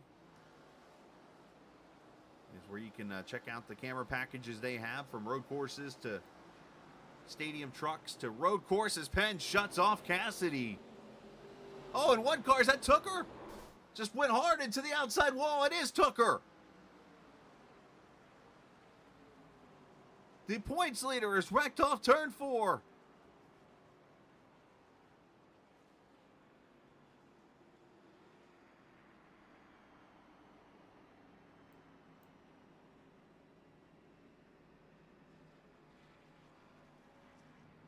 And 14th caution here with 16 laps to go. What in the world happened?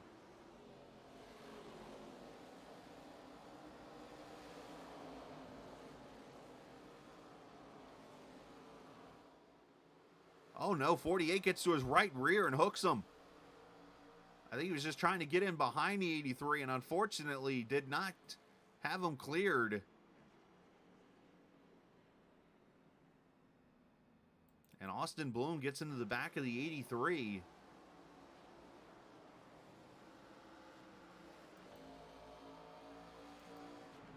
Here's going to be a good view of it.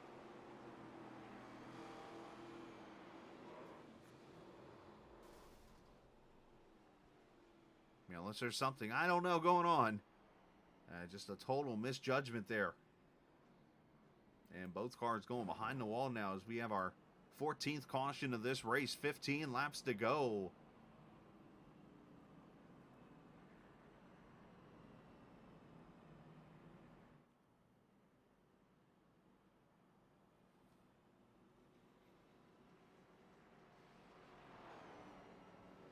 That's really going to hurt the points leader, as that'll hand it back likely to Matthew Weeks after this race now.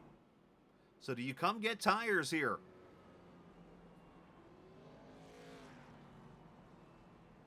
I do not see anybody coming to pit road. Others, some guys towards the back. Kyle Hall, Nick Terrell, Garrett Austin, Craig Martin, Stephen Thompson. Everybody's taking the track position. You heard some of the interviews say that tire fall off hasn't been major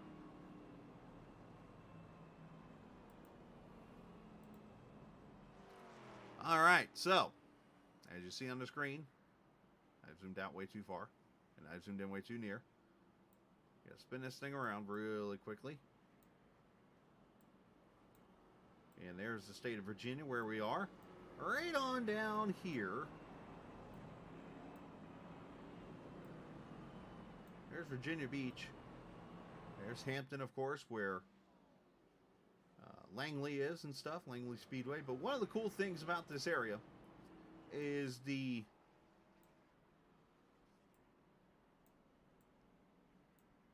Chesapeake Bay right there. There's a part where actually, I don't know exactly where it is on the map, but you actually go on a bridge over the bay, and then you actually go into a tunnel. Yeah, it's right here. Here you go. So you're on a bridge the whole entire way, and then all of a sudden in the middle of the bay, you just dive into a tunnel and go underneath and come back out. I'm told that traffic there is absolute hell. And I'm told during storms it's really scary. There's another tunnel. And you're on a bridge all the way over to here, to Fisherman's Island and stuff. But that's something I think I'd be kind of interested in trying. Check it out. Go enjoy the ride one day, if I ever get up to Virginia again.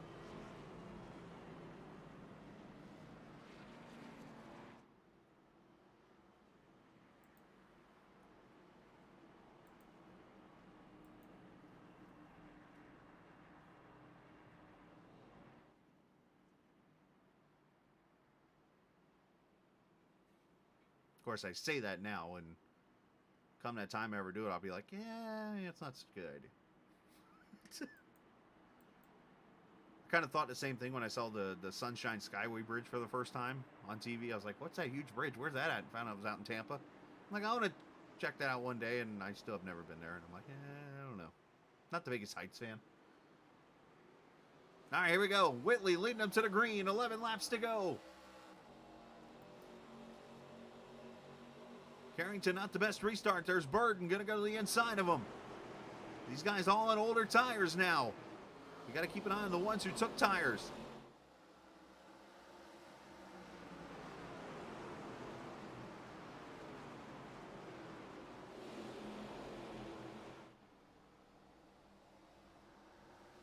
As Austin Bloom comes to pit road along with Larry Knoll. Unscheduled pit stops there. Might be some penalties involved or something.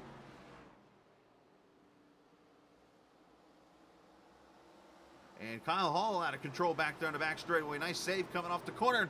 And the 38 all of a sudden is sideways. And that does not bring the caution out.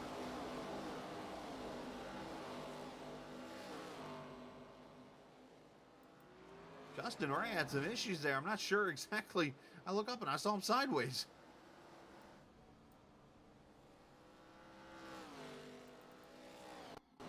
Not been a good night for the 38. What happened here? I saw the 87 gets loose up in front of him. He loses the back end, overcorrects it. 58 just kind of T-bones him, and surprised that did not bring out the caution. I'm okay with it too. 3 wide back here with Weeks.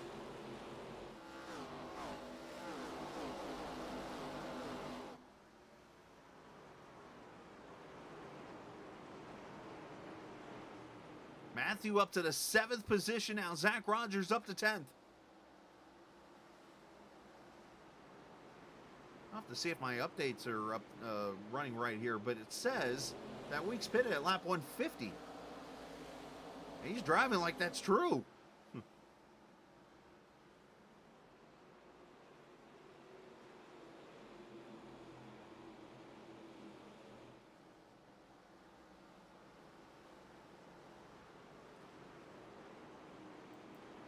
Man, 3 wide here. 67 was on the apron just now. And they're just all trying to find places to race here. Brian Strunk, 16th position now, is in the middle of 3 wide. Still middle. And now we got 2 cars on the outside wall. I think one was Bartles, the other one was the Sean Cassidy car. And now a wreck with Fitzsimmons.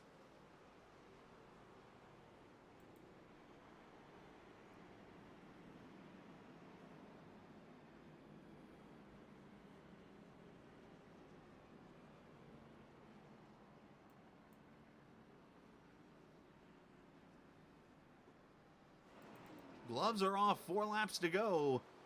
And caution number 15. There you see the accident back there with Bartles and Cassidy. And here Silvers gets into the back of the 06.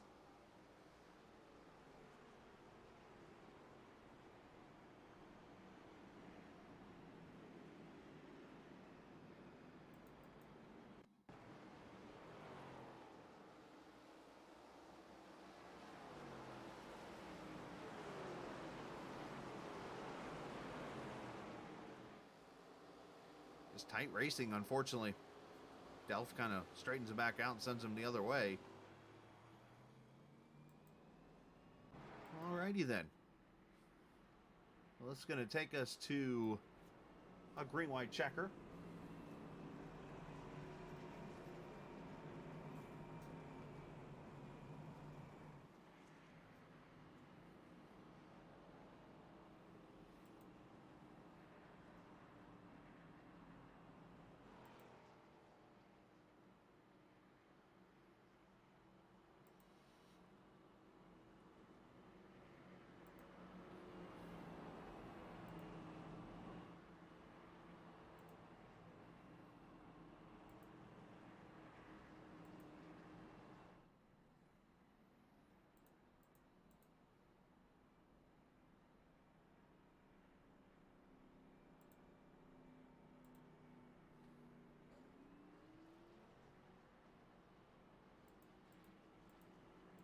Of course, Mark Whitley's led predominantly the last part of this half of the race after the green flag pit stops with Rogers and those guys.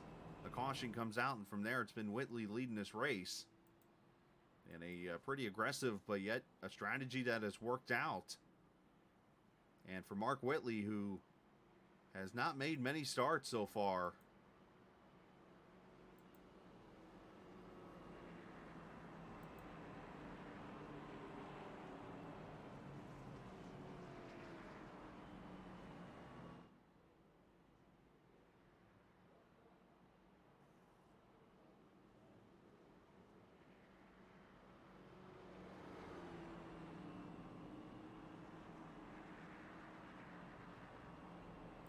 they'll come to one to go this time by. Will they do a double file restart here or stay single? Yeah, officially, I have Whitley making 2 career starts in this series, according to the Sim Racer Hub website. So tonight being his 3rd start, if he can win this race, would be batting a great 667 in 3 starts. I say that because Whitley, of course, won at Watkins Glen 3 weeks ago.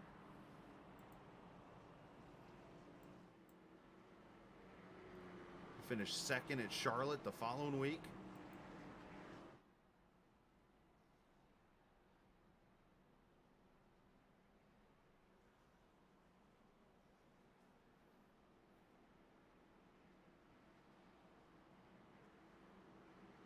Did not race last week at the Brickyard. So right now averaging all of a 1.5 finish, and if he can go to victory lane tonight, that'll help that number out even more.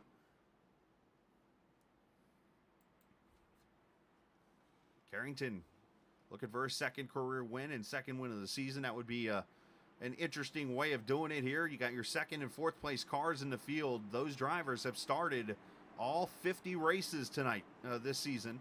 50 tonight would be very interesting to pull off. Would one of them go into victory lane would be kind of a cool moment. But they all got to pass Whitley, who's been really fast. 2 laps to go. Green-white checker number 1.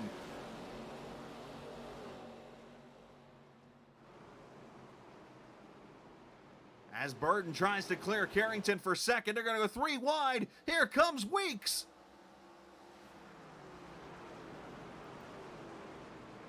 Oh, and Casey gets in the birdie and spins him.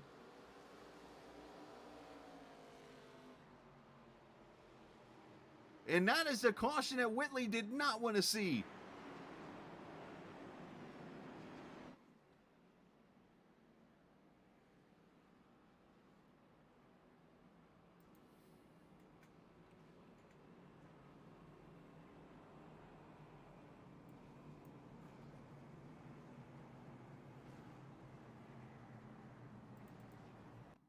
Let's see what happens here. Just hard racing.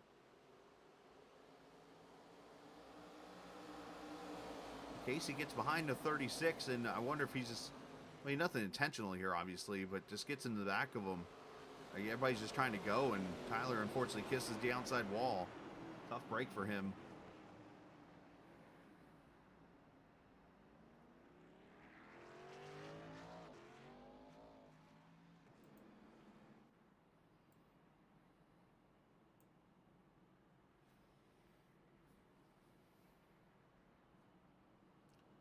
So I can confirm, by the way, Matthew Weeks did pit at lap number 150. How do I know this?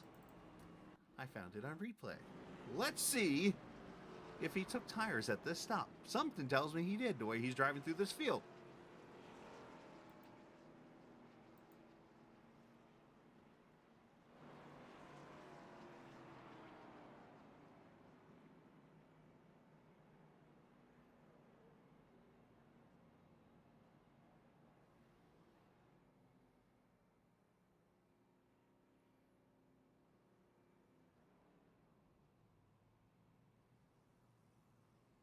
There you go. Right side tires on.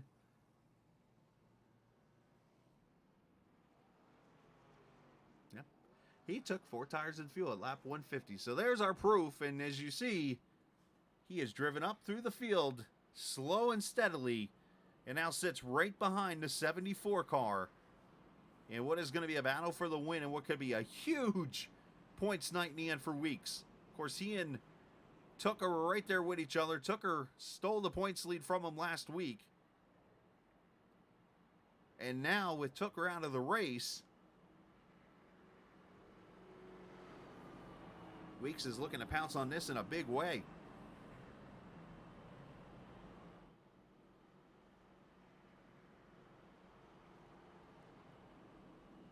And needless to say, I didn't get to show you that, but when he pitted at lap 150, that was because he was part of a caution. Weeks was, and he has taken advantage, used the tires, work strategy, and now sits right there, P2.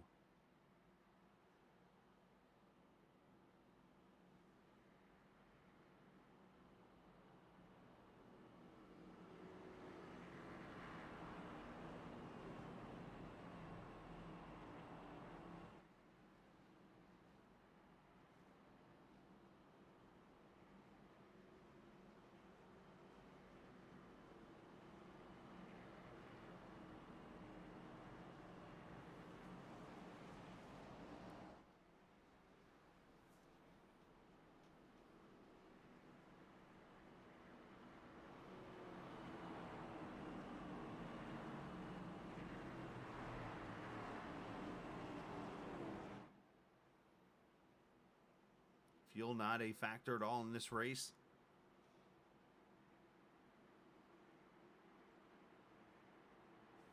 I did just think of this, though. All right, so we do have time to get this green-white checker in. Okay.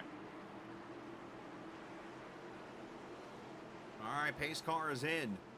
Does Weeks have anything for Whitley here? Whitley's on the pedal. Green flag back out.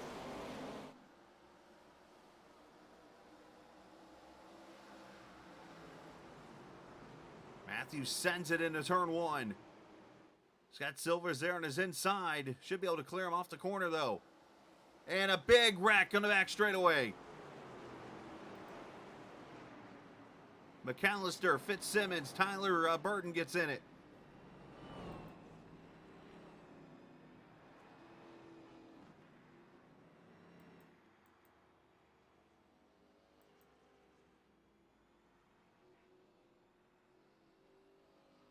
And we re-rack him a third time.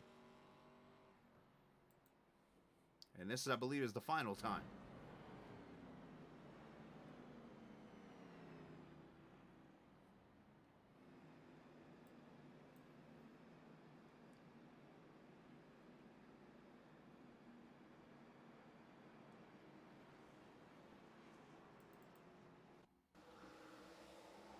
A wild restart for a lot of cars.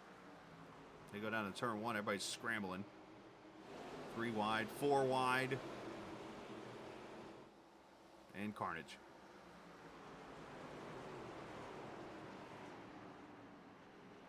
Not sure how to sum that one up more than that.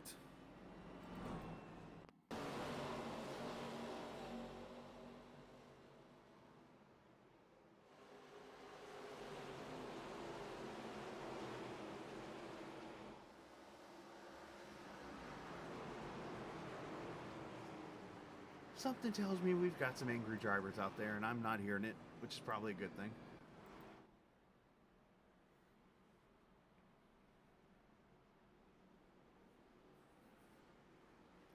All right, so pace car lights are back off.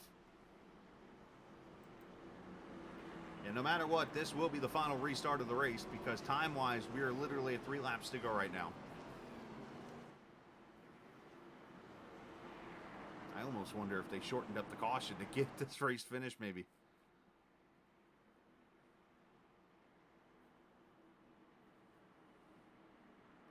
So basically, if the caution comes out at this point, the race will be official and over.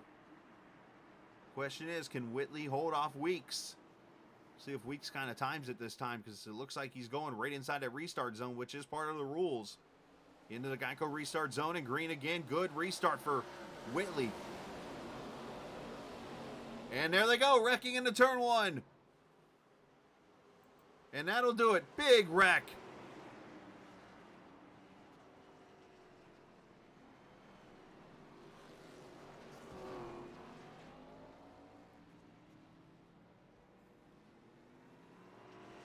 An unfortunate end to the 50th race in this series history. One that I'm sure a lot of people are going to not want to think about much. As Whitley takes the white flag.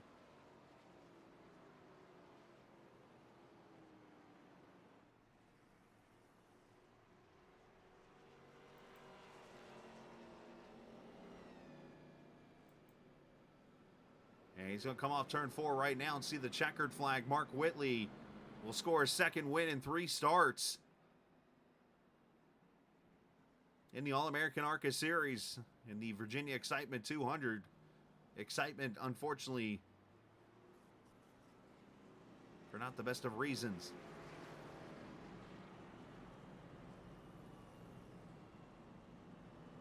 James Silvers will finish 2nd. Matthew Weeks 3rd. Casey Carrington 4th. And Darren Staff will be your top 5.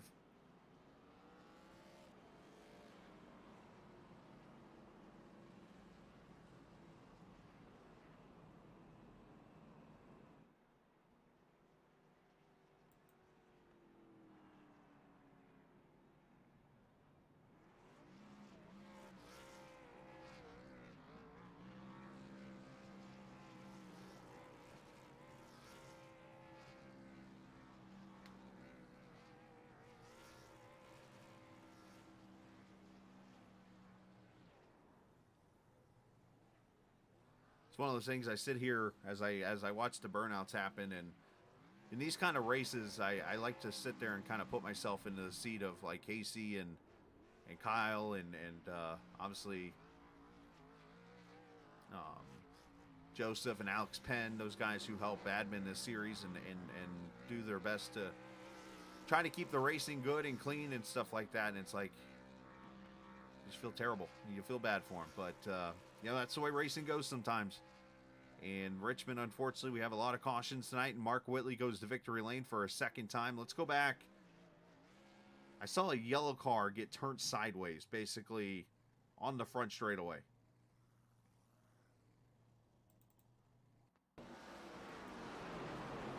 And trying to see. Where's Ryan Strunk? He's in it. That 22 car is who I'm talking about.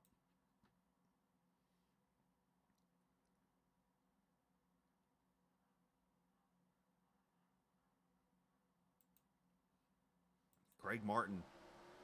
They get the restart. Wow, he just gets jacked up. Saw the back end lift up.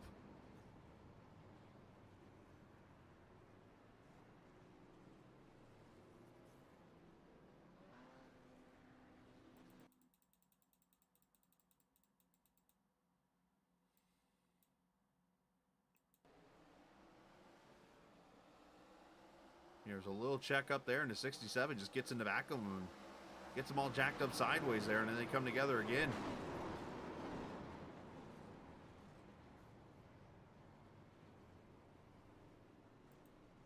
So unfortunately there. Let's take a look at the unofficial results, we'll call it for now.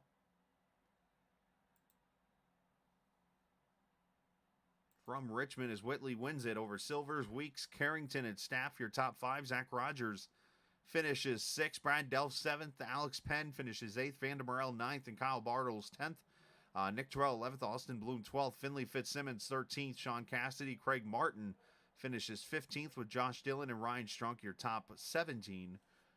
Chris Travis finishing in the 18th position. Kyle Hall 19th, Stephen Thompson, Justin Ray, Tyler Burden finishing 22nd after having a great run all night. Gareth McAllister 23rd, Robert Colgan, Matt Stewart, Sean Foltz, Garrett Austin, Larry Knoll 28th. And you notice whose name I still have not said yet. And he sits right there in 29th. David Tooker, the points leader entering this race, finishes 29th. William Martin 30th, McGronigal 31st, Trey Holmes, James Kugler, Jacob Feskinen, Casey Hatch, Ron Holyfield, and Greg Carr. Your 37 racers that started, and unfortunately a lot of them not finishing there in the end. And let's talk with some of the drivers here. And I'm sure there's a lot of unhappy people, to say the least. But let's get Matthew into the right chat here as he joins me this evening. The comeback driver of the night goes to the 11 car. A fantastic race for you in the end result-wise. I know it was not the easiest race to run. Strategy-wise, everything went out the window on that pit stop. You had to survive your own wreck.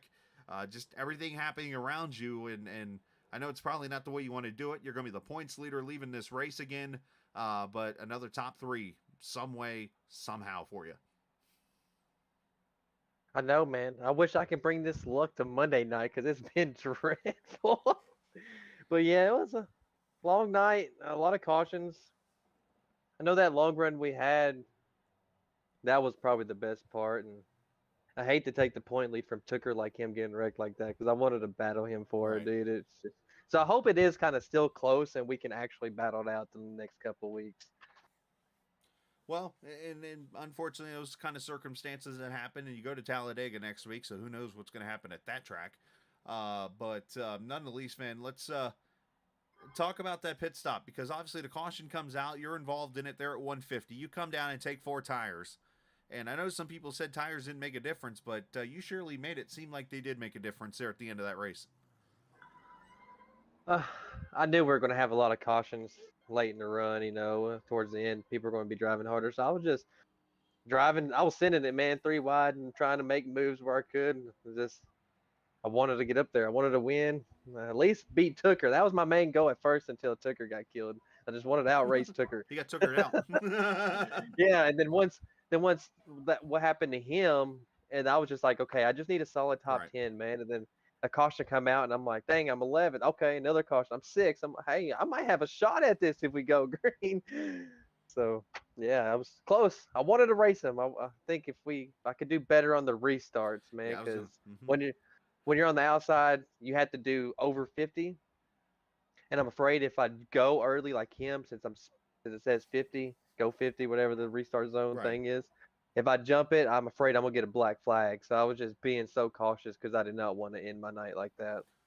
Yeah, and that's obviously tricky, especially when you're in the middle of a D-shaped oval, too, because obviously he's got the shortest way around the track being on the bottom. So just unfortunately the way it goes for you. A good third place finish, though, for you. Send some shout-outs to whoever you like to.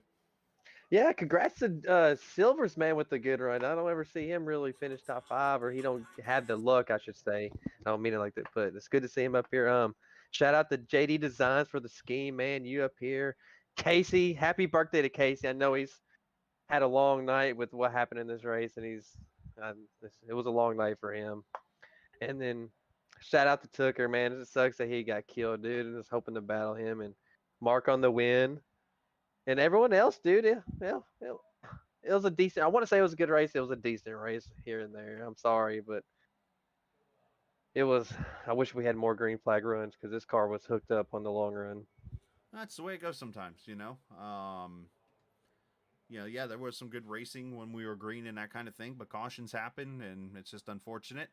And it's just the way it goes sometimes, man. But you finished third, and congratulations on that. Yeah, man, appreciate it. Let's go plate racing next week. That's that super speedway racing.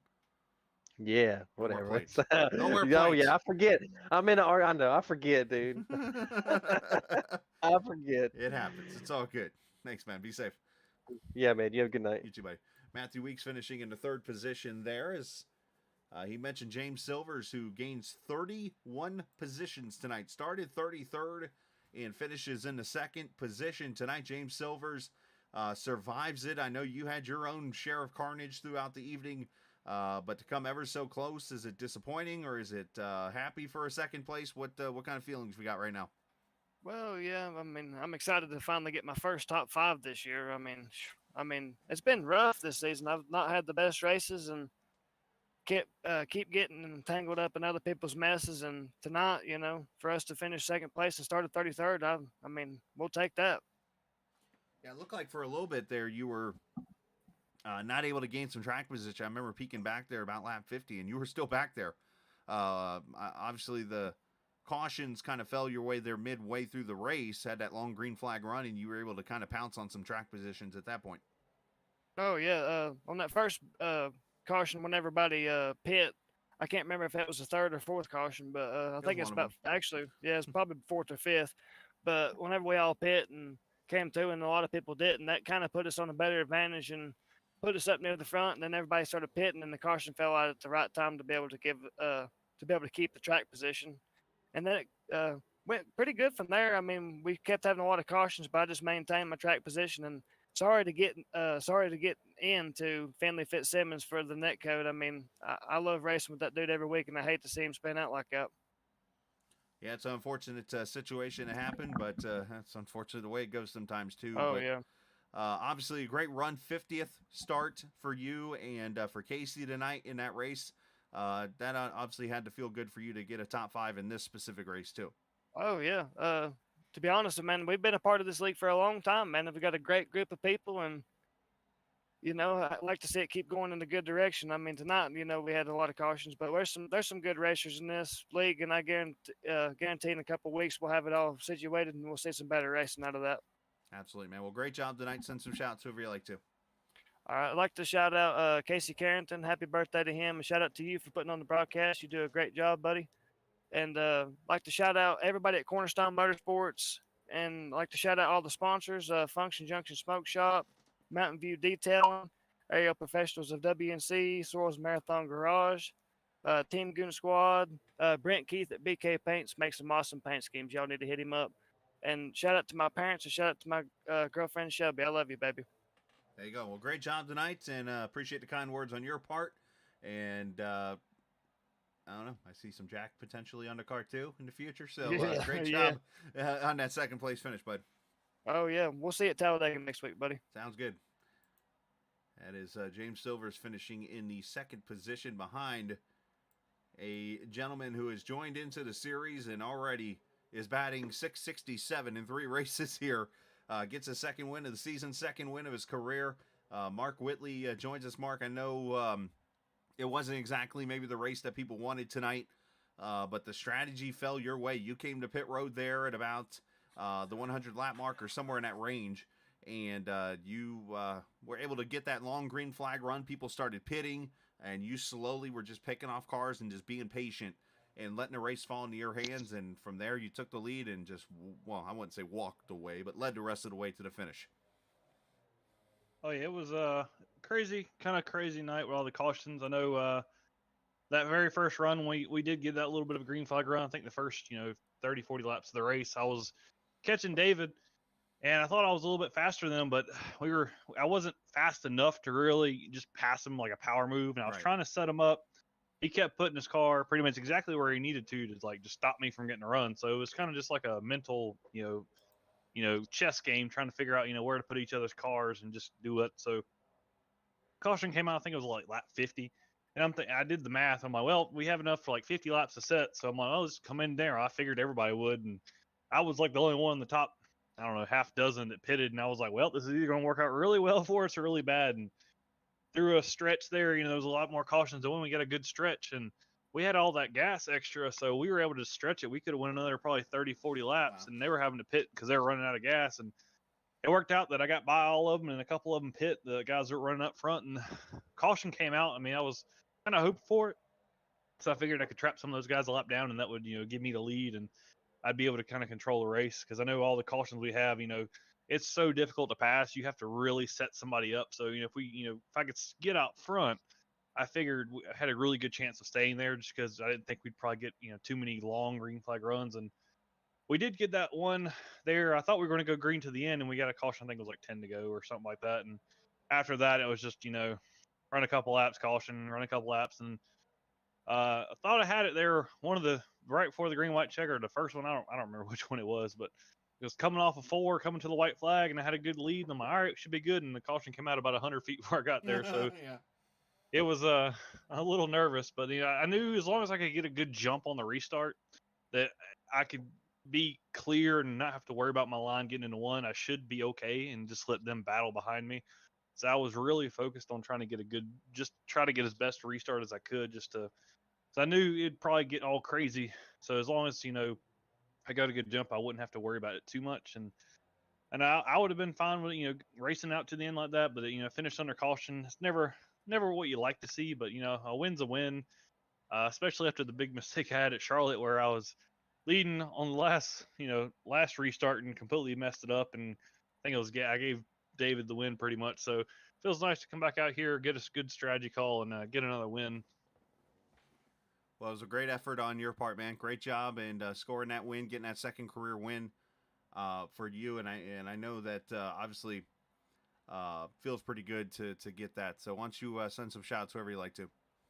Oh yeah, shout out Brantley Harpoon Design. He's my painter, does all my work. Mm-hmm. Check him out, harpoondesign.com. He can do your custom paint scheme, whatever you want. Hit him up. He's got a form you can fill out on his website, or if you just want to check out some stuff he's already done. Last tally, I think he has 1,600 paint schemes currently on Trade and Paint, and is the #1 most favorited painter on Trade and Paint, I think. Wow. So check him out. He does awesome work. He never misses. So check him out. My other sponsor, Shop Angry Duck.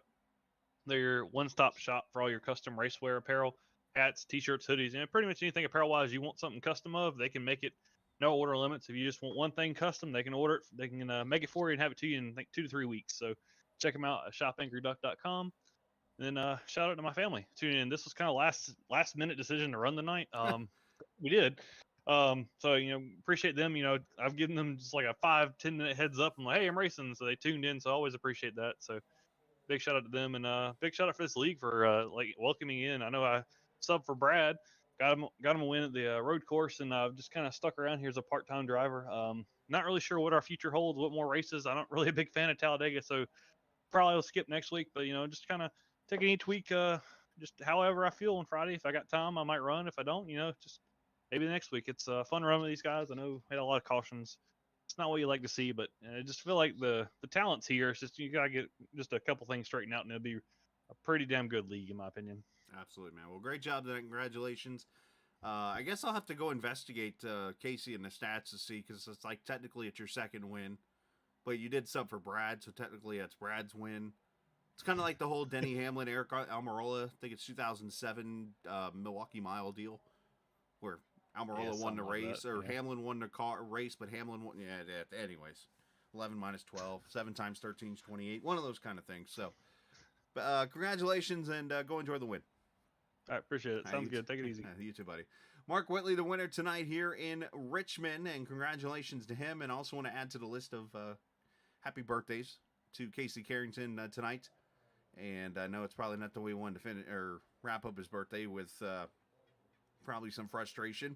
I've been there on the league owner's side, so I know what it's like to have a race like this, and the thoughts that go through your head, it's just it can be kind of crazy. So, but we'll go to Talladega next Friday night. Get you ready for that. 8:30 Eastern time. We'll be on the air from the former Alabama International Raceway, and get you ready for some green flag racing in old sweet home Alabama. Should be a very good one there to be a part of. Again, tomorrow afternoon, if you're not doing anything, watching college football or whatever, and you want to check out a stream, we'll be on the air at 3 o'clock Eastern, VOR from the Pocono Raceway. We'll get you ready to rock and roll the last of the Triple Crown events, 500-kilometer race there. And if you're a fan of the Captain Esports Network, I've kind of thrown the idea out there to you, and you can check it out tomorrow morning. Likely, once I wake up or whatever, I will be on a plane. I'm debating right now when I'll be on the plane, but I'll be on a plane to Pocono. We're going to do the whole flight simulator thing and fly to Pocono from Richmond to get ready for that broadcast tomorrow night, and then flying to Daytona and a whole bunch of other stuff going on. So a lot of flying everywhere. So with that said, we're out. Enjoy the rest of your Friday evening. Congratulations to Mark Whitley on the win here in the Virginia Excitement 200. And always remember, this isn't just a game. It's iRacing. See ya!